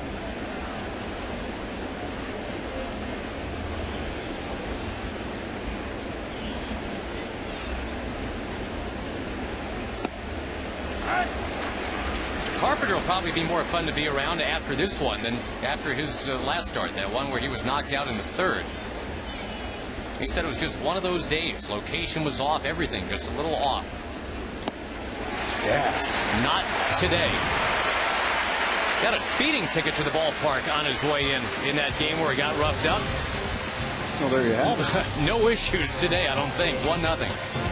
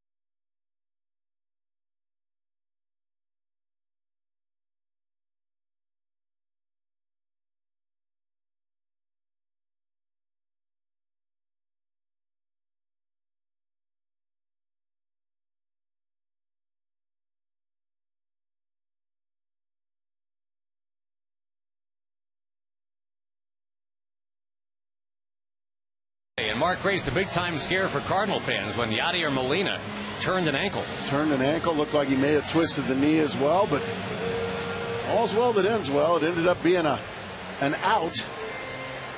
Unfortunately for Cardinal fans and Yadier Molina, that's all it was. Just an out on the base pass, not out on the disabled list. Matt Holliday is told he did not swing at that one. It's 1-0 to him as the bottom of the sixth begins. Cardinals leading on a home run, not by Pujols, not by Holliday, not by Ludwig, but by Brendan Ryan.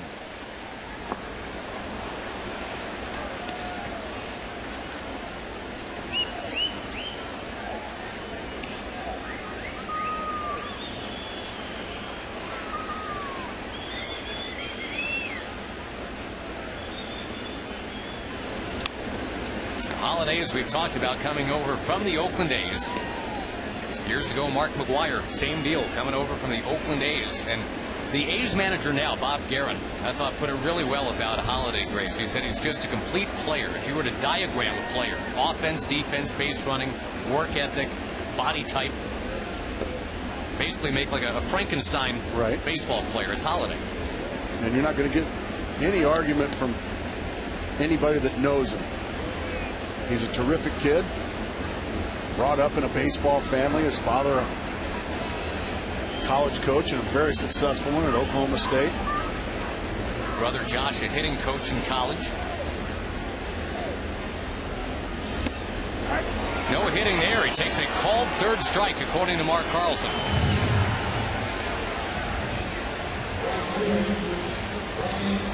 Dempster again is allowed just the home run to Ryan. Otherwise, he is right there with Chris Carpenter today. Well, he just got a fastball right where he wants it. He's not going to complain about the location of the pitch. The scales went all the way back, and what would have been a double is now a home run, and that has been the only scoring of the afternoon. Dempster and Carpenter locked up in something we expected, a pitcher's duel. Yeah, a lot of times you build those and you get like a 9-6 exactly. game. You know? You get those up at Wrigley Field when the wind's blowing out. Next thing you know, both starters are out of there after 3 or 4 innings, and you got a slugfest. So far, very tame here in St. Louis today. The Cubs' last 10 hits back to yesterday, Grace, have all been singles.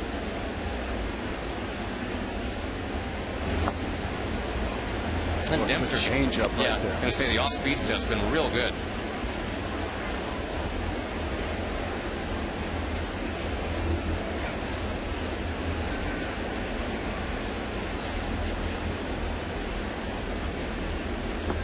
Well, can't hit the first one. Here, try this next one.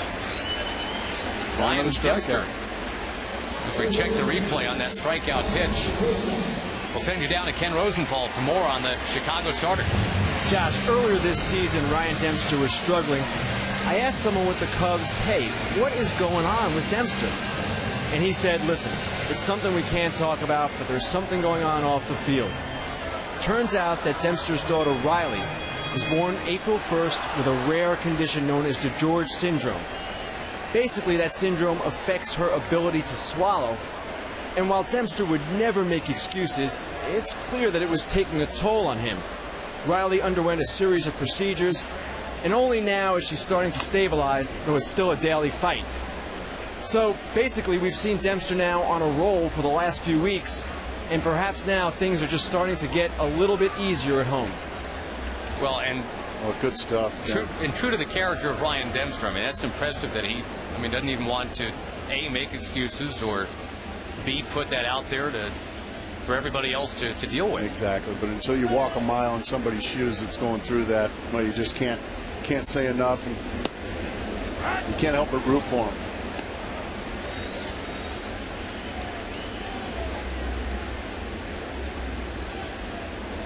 Now he's able to create some awareness about the disease by going public with it.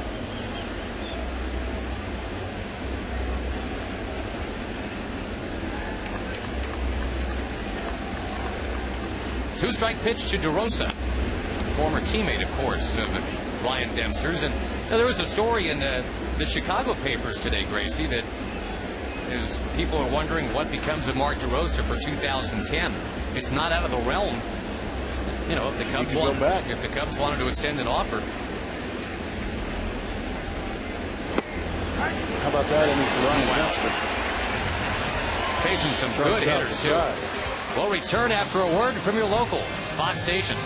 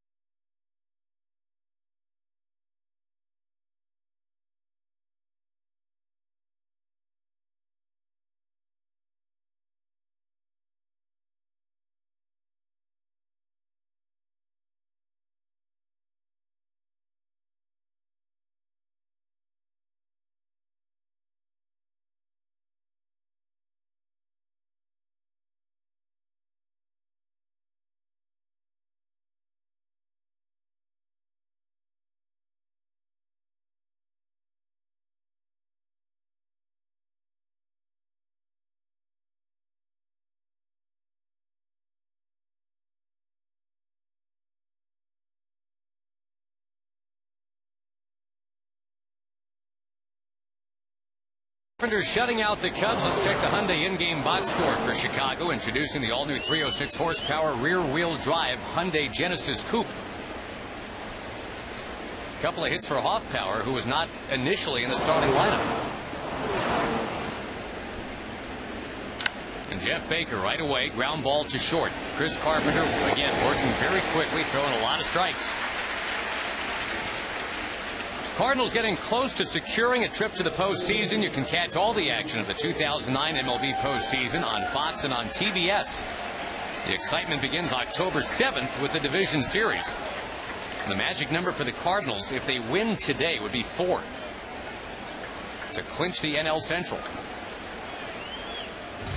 As you're trying to go deeper and deeper into the ball game, if you're Chris Carpenter, nothing better than one pitch, one out, and that's what he got to start the inning off the bat of Jeff Baker. Well, here's a guy that would love to give the Cubs a big swing right here, get him right back even. Bobby Scales had the ball go off his glove and over the wall in the bottom of the 5th inning.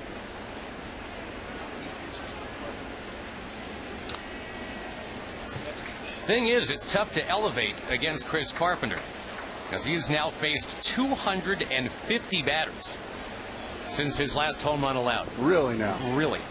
Well, when you throw up to 97 miles an hour and you've got the great sink, I guess it stands to reason. And then you throw that breaking ball there. He just missed with it. 2-2. You think I'd just make that stuff up? Well, I mean, yeah, I expect that. All right, he's been his last 5,000 batters in. Look at the breaking ball again there. Scales just able to nick it foul. Scales has gotten a couple of base hits off of Carpenter this afternoon, Josh, and it's both been off fastballs. So like the champion the Carpenter is here. Let's see if you can hit this breaking ball. Oh, what a pitch. Yeah, he just takes the heat, and down he goes. Well, you get him thinking breaking ball, and then all of a sudden you decide to just buzz one right to the inside corner and ring it up again, Mark Carlson. Oh, what a pitch. Nothing you can do there.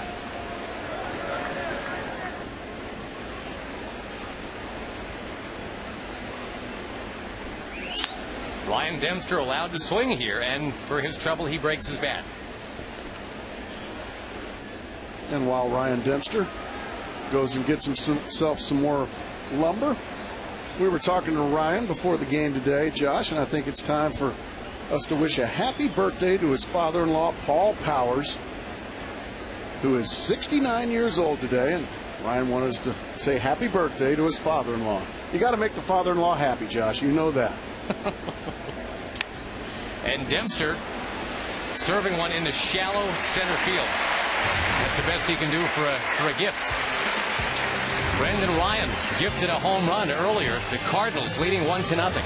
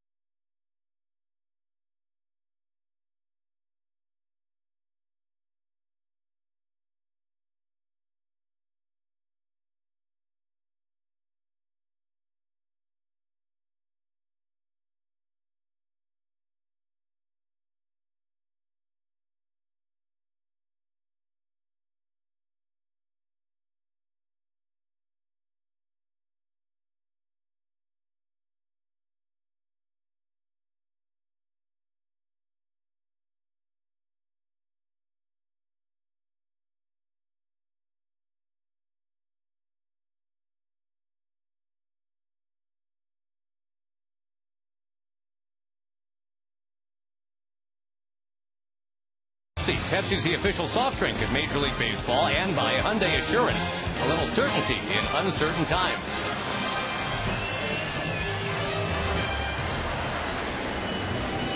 Molina leads it off in the bottom of the 7th. You know, the Cubs have only won 3 times all year when trailing after 6. This does not bode well for them, though it is just a 1-0 game. Even the Pirates have won 5 times this year when trailing after 6. The Cardinals very close to getting that spot in the postseason. Got a 10-game lead on these Cubs. They're a lot closer than the Dodgers are right now in terms of wrapping up the NL West. But if the season were to end today and the Cardinals and Dodgers were to square off, for what it's worth, the Cardinals took most of the games in the regular season series. But if it was today, the Dodgers would get the home field advantage. Is that correct, Josh? With 2 extra wins, that's right.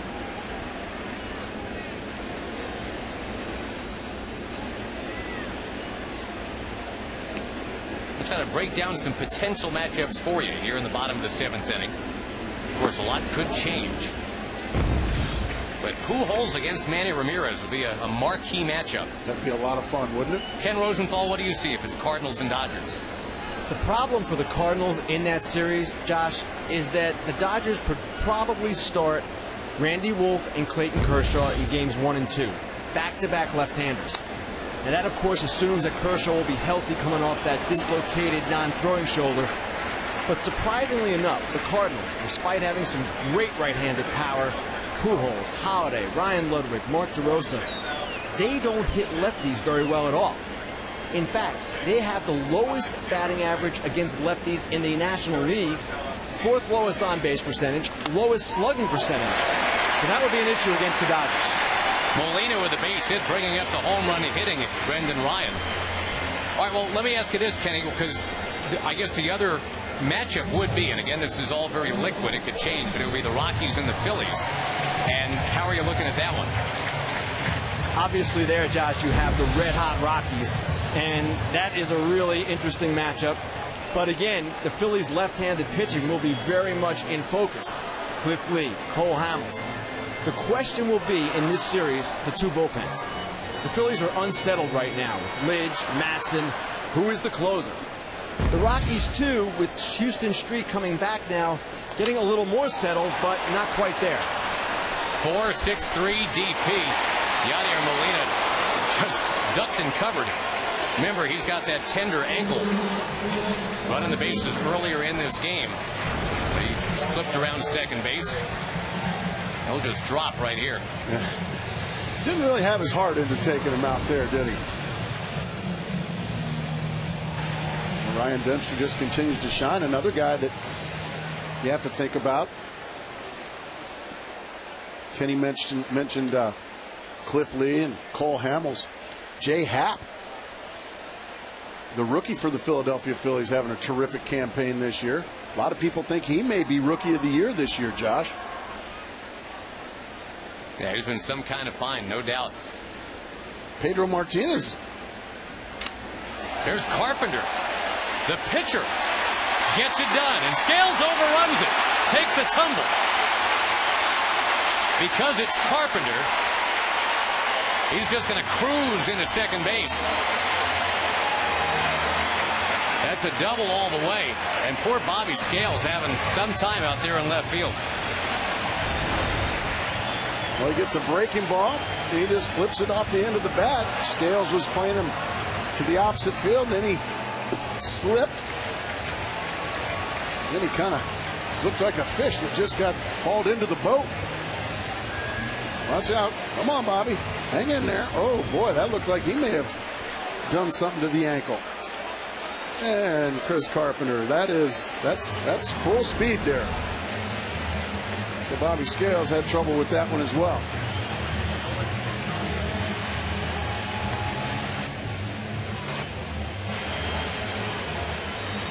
Nobody in the bullpen. Lou Piniella out just to give Dempster a breather here. And while we've got a chance, Grace, we were talking about potential National League matchups. How about American League? Again, right now, be Yankees and Tigers, a rematch of the division series in 2006 that the Tigers won. And Ken Rosenthal, what are your thoughts on a Yankees-Tigers? If it were the Tigers, Josh, you would give them a puncher's chance simply because of Justin Verlander. Cy Young candidate, a guy who can really turn the momentum of the series. Boy, Bobby Scales has to go get another one. Whoa! He got it. And we'll get back to more potential playoff activity in just a moment, too. We're at the end of 7. Cardinals by 1.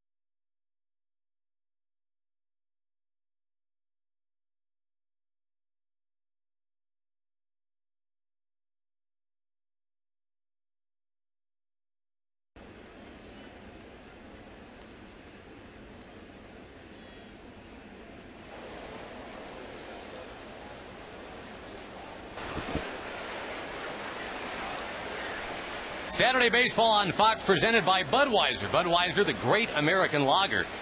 There was a great right-handed pitcher on the mound for the Cardinals today, a guy that's in the Cy Young conversation, Chris Carpenter. And a 6-hit shutout as he deals to Ryan Theriot leading off the 8th inning. Nice. Maybe firing a shot over the bow to Tim Lincecum out on the West Coast. By the way, I'm not going away yet. Lincecum has more strikeouts, has had a wonderful year. Carpenter, with a win today, can get to 17-4. Ontario chips one to right field. That is foul. Time now to bring the heat, presented by Taco Bell. Taco Bell shows you Ryan Dempster and Chris Carpenter and how it's gone today. Carpenter getting it up as high as 97. Well, they have been fabulous, both of them. We expected a pitcher's duel. Boy, this has not disappointed. 6 more outs for Chris Carpenter and the Cardinals to move one game closer to pay dirt here in the division. Into right center, a base hit for Theriot. Got the most singles of any player in the National League, and that one gives the Cubs a shot here in the 8th inning. The tying man is on, bringing up Fukudome. Well, just a beautiful piece of hitting there by Ryan Theriot. Takes the breaking ball, it's down and away, and just pokes it the other way. Didn't try to do too much with it. If you're Chris Carpenter, you're thinking, man, that was a good pitch. Been getting ground balls so all day, Grace. You're right to get one here from Fukudome, turn 2, and you relax a little bit.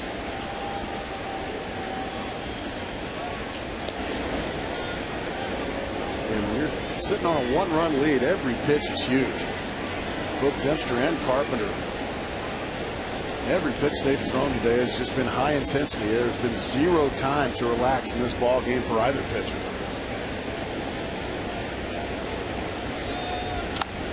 Rammed in right field and caught by Ludwig. Derek Lee about to come up. And real quick, Gracie, we were talking about potential playoff matchups. I want to bring Ken Rosenthal back about a potential Yankees-Tigers. Although, Ken, I guess that the Tigers, obviously not a done deal yet. The Twins are hot on their heels. Not at all a done deal. And the real question in this series, whoever the Yankees play, would be the state of the Yankees' rotation. Andy Pettitte pitches again on Monday. He's had that tired shoulder, and if he is an issue, then the Yankees' dominance here is not perhaps as great as we might think. A.J. Burnett pitched well last night, but has been very inconsistent of late. And while you wouldn't expect the Yankees to lose to either the Twins or the Tigers, their rotation could become more of an issue as this goes on. In the meantime, the Twins right there with the Tigers. Try to update you on that game as we go forward here. Well, Ken mentioned Justin Verlander, the star right-hander for the Detroit Tigers. Don't forget about the year that Edwin Jackson's had for the Detroit Tigers. He's been terrific as well. Tigers lead today 2-1 in the 7th in Minnesota, as Derek Lee fouls one. And Gracie, I got one for you. Okay. If the Twins finish in a tie for first in the Central, and they've got to host a one-game playoff with the Tigers, in theory that takes place at the Metrodome October 5th. That's the same night Mr. Favre and the Vikings are scheduled to host the Green Bay Packers. Really now? How do they play two games at once? One will have to be a day game. Start one at about 10 in the morning. And oh, Carpenter thought he had it. Mark Carlson says no. Well, let's see what you think at home.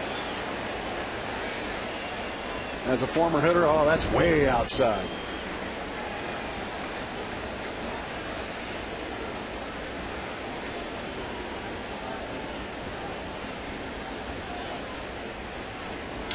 Lee strokes it in a left to base hit.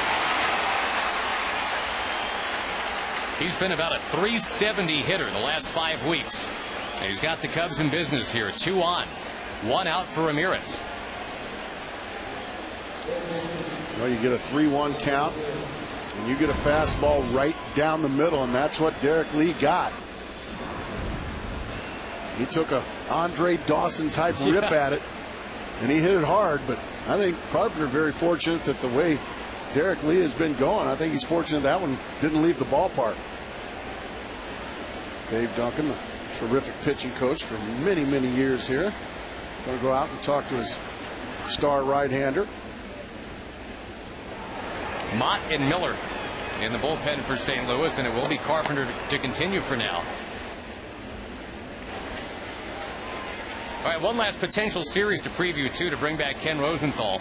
Could it be Red Sox and Angels again? We're getting really used to that one. Ken, what do you think? Absolutely, it's headed that way. And we saw a preview this week at Fenway Park, Josh. A great, emotional, close series. And frankly, it would probably be that way again if they met in the division series. The question for the Angels is their bullpen. Last week, Josh, the game we did, if you remember, tie score in the 10th inning. They removed their closer, Brian Fuentes, for Kevin Jepsen. Fuentes has a ton of saves, 40 plus, but he is not Jonathan Papelbon. He is not Mariano Rivera. From the Red Sox perspective, certainly their rotation has come together. Matsuzaka now emerging as a possible number 4 starter. They have a tremendous bullpen, and they're playing the best of any team right now. So that's your whip around to the potential postseason, much of which you'll see right here on Fox. 2 strikes to count to Ramirez. And the tying man at second for Chicago.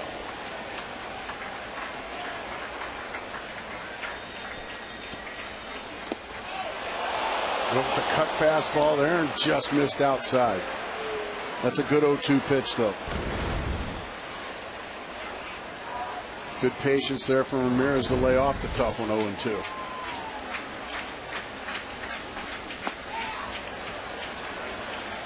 Fastball down 2-2 the count. Carpenter's at 99 pitches.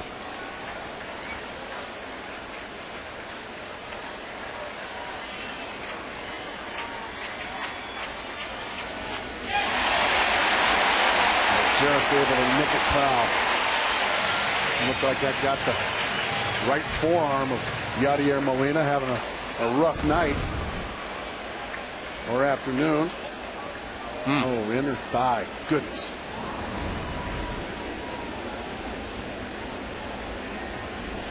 Every hit a single against Carpenter.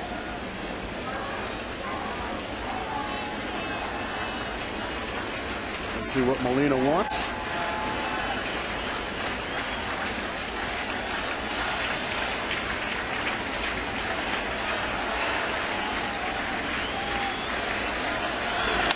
Bouncing ball. That's what the Cardinals fans wanted. 6-4-3 double play.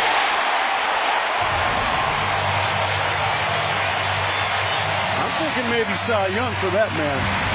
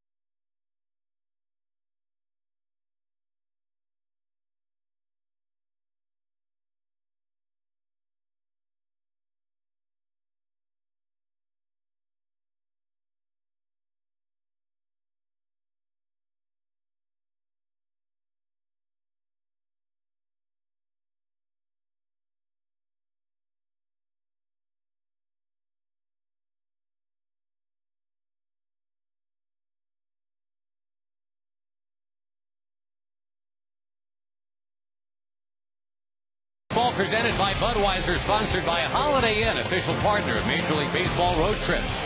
By Burger King, who reminds you to have it your way. And by EAS, don't waste your workout. Finish it with EAS Smileplex.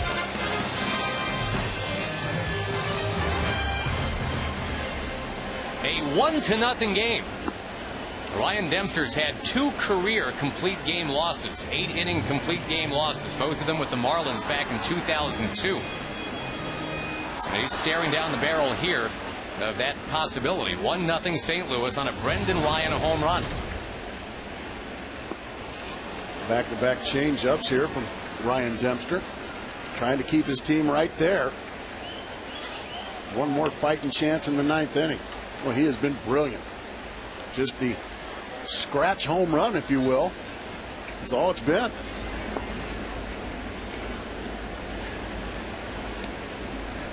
Cardinals and Cubs play all these games against each other every year, Gracie. There's been only one 1-0 game in the last 14 years. No kidding. And the Cards won that one. That was in 2004.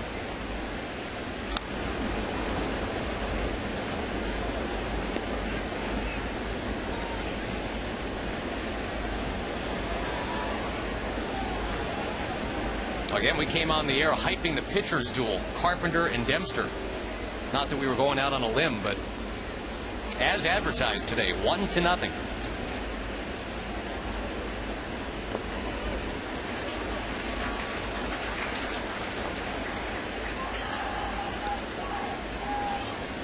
And as the Cardinals search for some breathing room, after Rasmus, it's Pujols and Holiday. If they're going to extend the lead, those are the guys certainly you want to do it. But boy, has Ryan Dempster answered anything that the Cardinals have brought his way here this afternoon. He's been fabulous.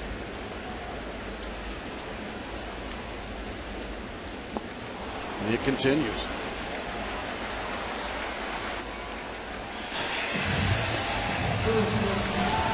Six strikeouts as we check the game-changing play brought to you by Holiday Inn. Signs of change are everywhere. And the home run we've been talking about off the glove of Bobby Scales.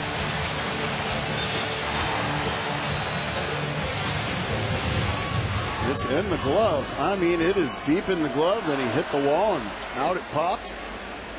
Long ball.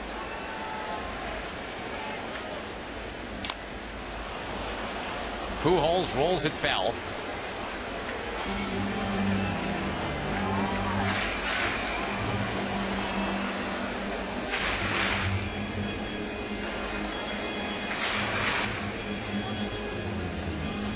Well, we talked about, Josh, in order for Dempster to be successful, he's got to have his control or there would be chaos. Well, one walk, and that was to this man, Albert Pujols. Back in the third inning. He's had complete command of everything. We saw Franklin in the Cardinal bullpen. Marmol has gotten up in the Cubs bullpen.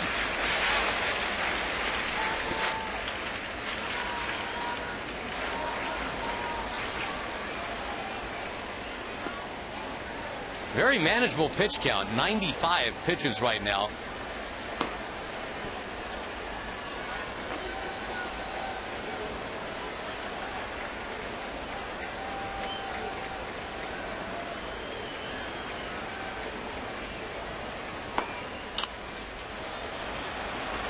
Ramirez from third, across to lead. We're talking about Carlos Marmol, and he shows up on this list. Our Just for Men hair color holds leaders. Just as these pitchers keep their team in the game, you too can stay in the game. That's with Just for Men hair color. Well, Marmol is 1 out away from staying right there at 27.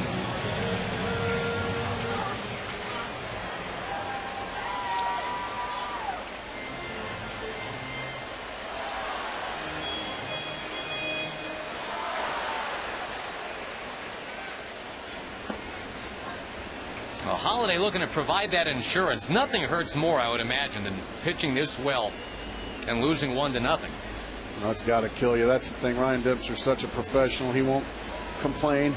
He realizes that he's going up against Chris Carpenter and that runs will be at a premium. That's a beautiful changeup. Holiday way out in front of it.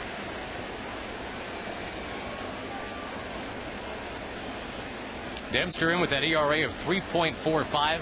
Carpenter, though, at 2.45, 1 run better. That's exactly what we got here, 1 run better.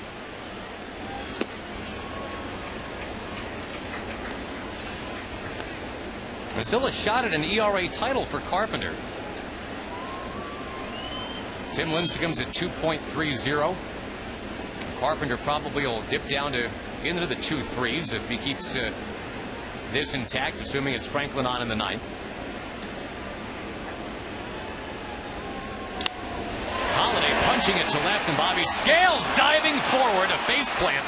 He got it. Attaboy, Bobby. And a very interesting afternoon for Bobby Scales. Now, the Cubs to the plate. They're down 1-0.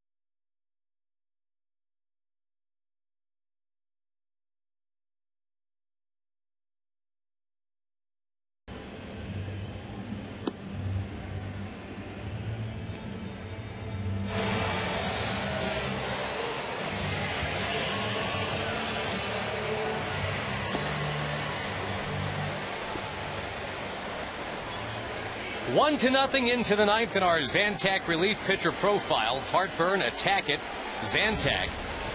And Ryan Franklin, who had a little bit of a wobble not too long ago, but well, from all indications, maybe has steered out of that. He has saved 37 in 41 tries this year. Yeah, he's been terrific. You see the ERA at 1.89. A week ago today, blew a save for the second time in a row. Got the win here last night with a scoreless inning. Micah Hoffpower to face him. And he bangs it right by Pujols into right field. The tying man is on, Chris Carpenter, looking for win number 17. And he's going to need Franklin to pitch a scoreless ninth. Now the replay of first pitch breaking ball.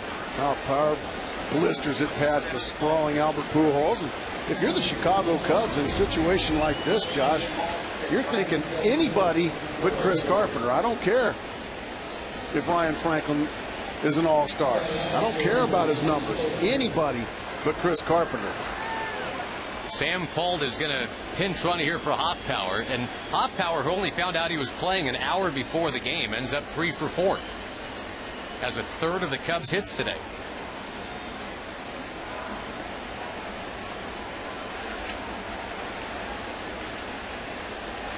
Giovanni Soto, that batting average only .223 for the year. DeRosa in at third. No sign of the bunt, strike one.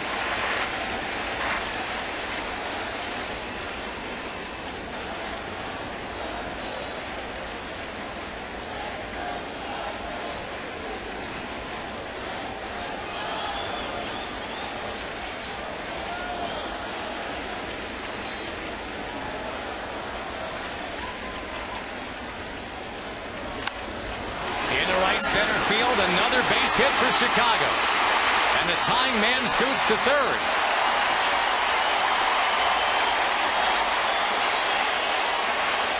And the wobble has reappeared for Franklin.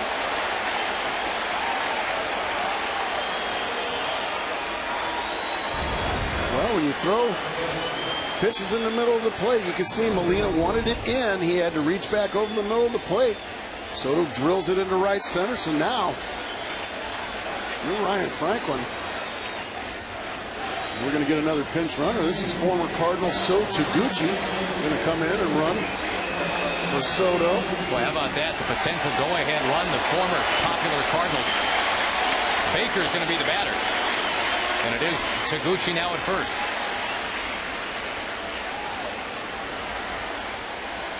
And now if you're Ryan Franklin, you're thinking, man, I'd like to just keep this possibly a tie game. We got the winning run on first base with nobody out right now. Cardinals are going to give up the tie for a possible double play ball. Good boy. Baker got a pitch right down the middle. Fouled it back. Those are the pitches you don't get very often against the talents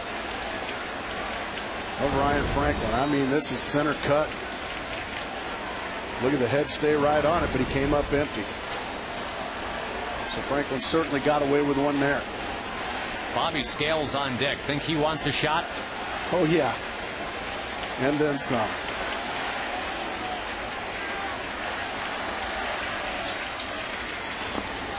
Bouncing up there. Taguchi had to scramble on back to first. What a terrific play there. Again by Yadier Molina. This is a fastball that bounces. You're not anticipating fastballs being bounced. Somehow he took it off the mask. It stays right there, and Taguchi had to stay at first base. And more importantly, Fuld had to stay at third.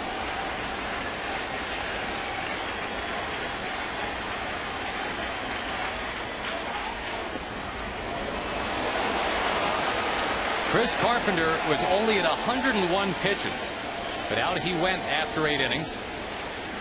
You got a guy who has saved 37 in 41 chances. You like your chances, sure. He's going to have to do a little sleight of hand a la Ryan Dempster to get out of this one unscathed. closer in this at bat anyway. 2-2 to Baker. Yeah, that was the best pitch of the inning right there from Franklin. He really ran one in on the hands of Jeff Baker and tied him right up.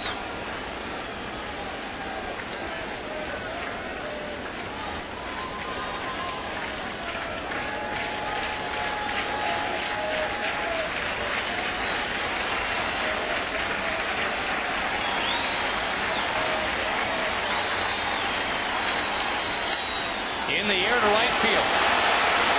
Ludwig is ready. He's got it. But no play at home plate. We're tied.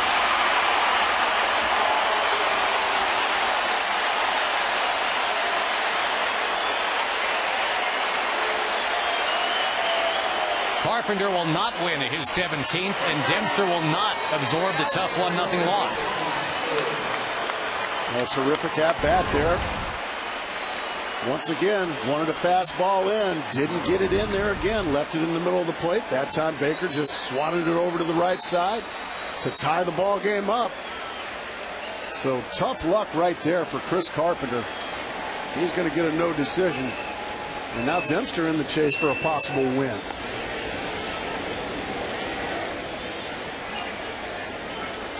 And I know Milton Bradley wasn't healthy enough to start this game. But obviously he's not healthy enough to pinch hit apparently too, because Fontenot has come out on deck.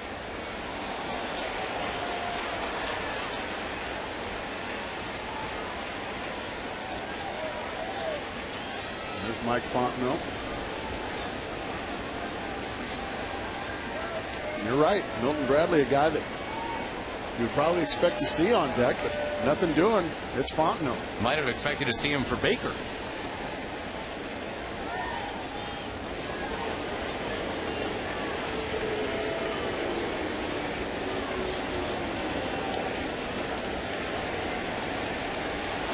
Scales looking for his third hit.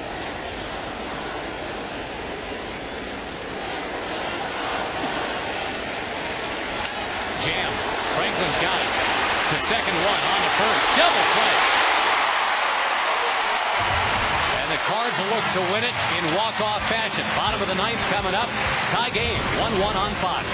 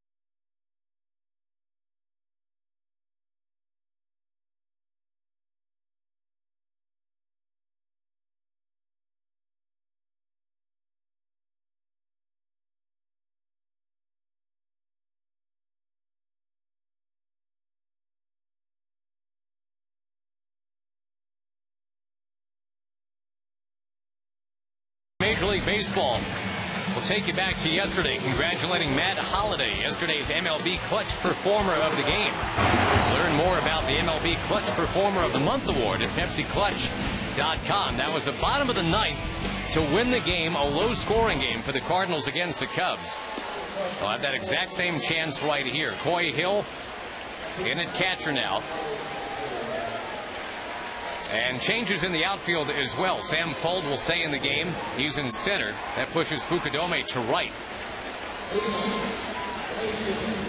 Bobby Scales stays in left. Again, a baseball that hit him in the glove and bounced over the wall. That's how the Cardinals have their run today. And even though Bobby Scales has a couple of hits, boy, he had a chance to give the Cubs a lead there in the top of the ninth. Instead, he hit into the fourth Cubs double play of the game. Now Carlos Marmol taking over for Ryan Dempster. Marmol, he of terrific stuff. Fastball in the mid-90s, one of the better sliders in the game. Bouncing ball looking to drip up the middle. It does! A base hit for Ludwig.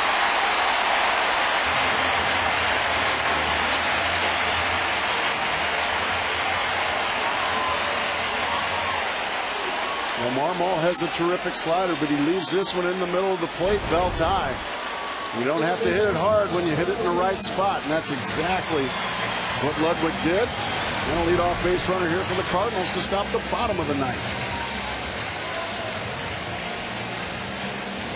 The former Cub, Mark DeRosa, will be the batter. Now it's decision time for Tony La Russa. Do you want to have Mark DeRosa bunt, or do you want him swinging away? Tough righty out there on the mound. I would imagine the bunt's in order, Josh.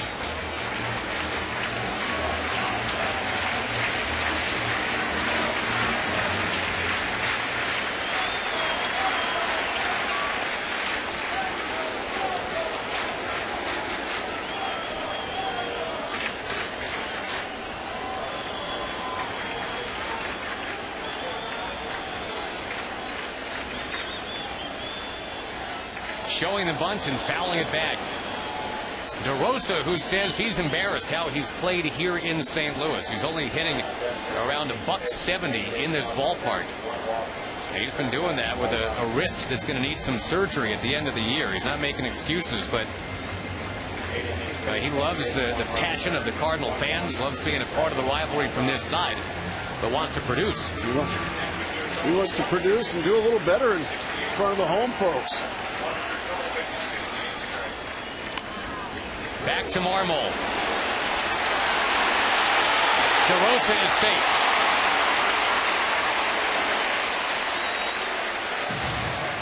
And Molina will have a chance now. While we have a chance, a direct TV game break. Take you to the Dodgers and the Giants.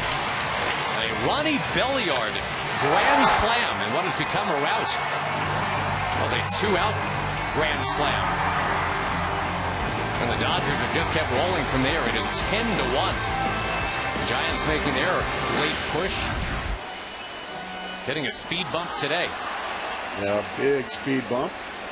Former Dodger Brad Penny taking a beating back in Dodger Stadium this afternoon. Now Yadier Molina 3 for 5 lifetime against Marmol, and it's not easy to have a 600 batting average against this guy.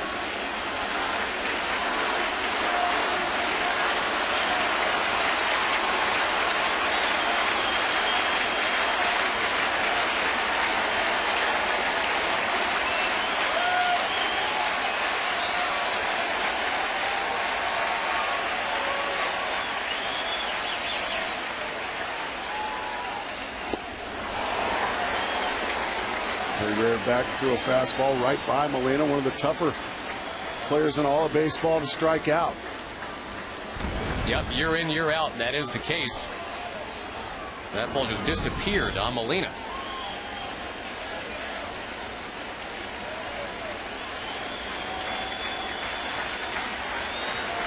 DeRosa goes, and a ground ball base hit. DeRosa turns it around, goes to third.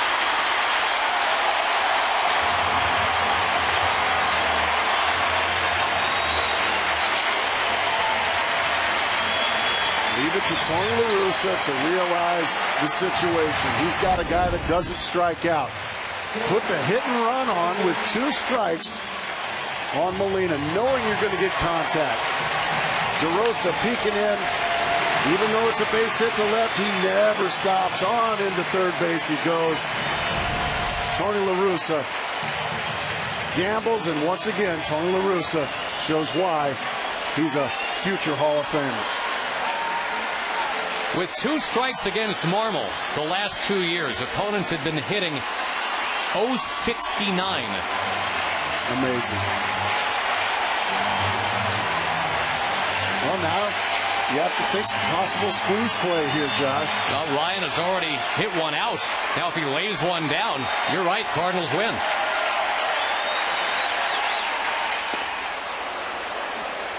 No swing.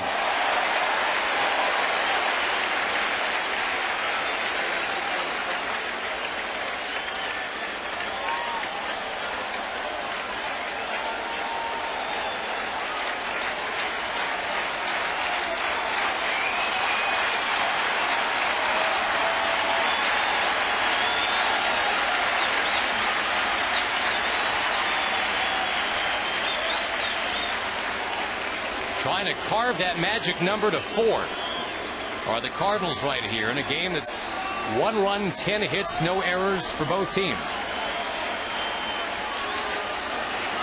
Coy Hill going to go out to the mound and have a talk with his right-hander. This is no time for guesswork. Hey, what do you want to throw here?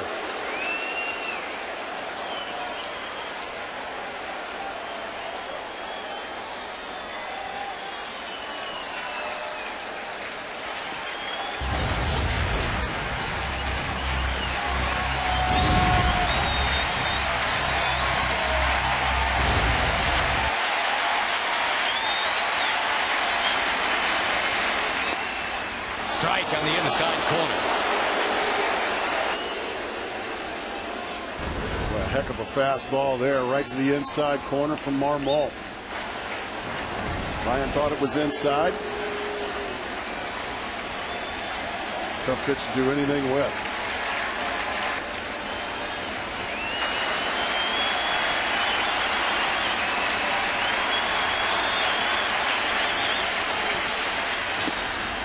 Strike 2. Right there again on the inside corner. Ryan asking again, you sure that's not inside? And the answer is no. That's a beauty right on the inside corner. Also remember, Josh, Ryan runs very well. He's going to be tough to double up. It's going to have to be an awfully hard hit ground ball to turn the double play. Well, Yadier Molina, Chris just pointed out too, sore ankle. That burly catcher running at first. That's yanked foul. I mean, that ball would have hit Ryan in the chest if he didn't make contact with it. Watch this ball really run up and in on Ryan. I don't know how he got the barrel of the bat to that one.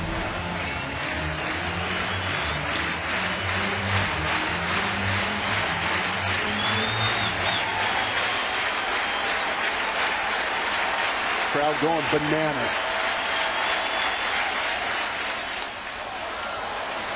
Ooh, that time he got a hanging breaking ball. That one didn't do anything for Marmol. Pressure's a bit on the catcher Coy Hill now too. Marmol has bounced 6 wild pitches this year. One of those ends the game. And Coy Hill's been on the bench all day. Giovanni Soto was the starter, so he's still cold. Base hit, Cardinals win.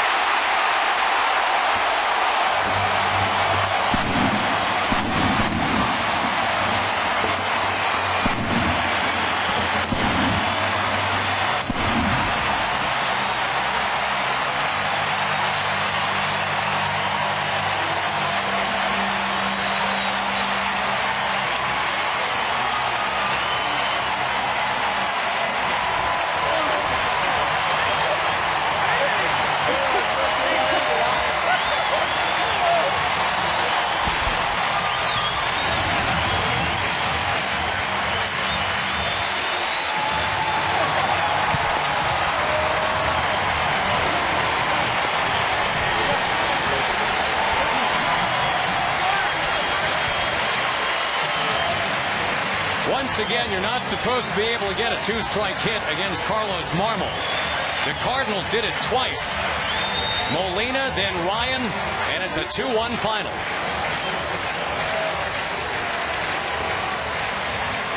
A lot of things you're not supposed to be able to do, the Cardinals are doing in 2009. Well, once again, he got a breaking ball that just didn't do anything, and he swats it into left field. And you expect Albert Pujols or Matt Holliday to be the offensive hero. Not today. Brendan Ryan providing all the offense the Cardinals would need. Chris Carpenter was fabulous, and this team in St. Louis is fabulous. Forget about the bruised pinky. Gonna have some sore ribs now. Brendan Ryan is standing by.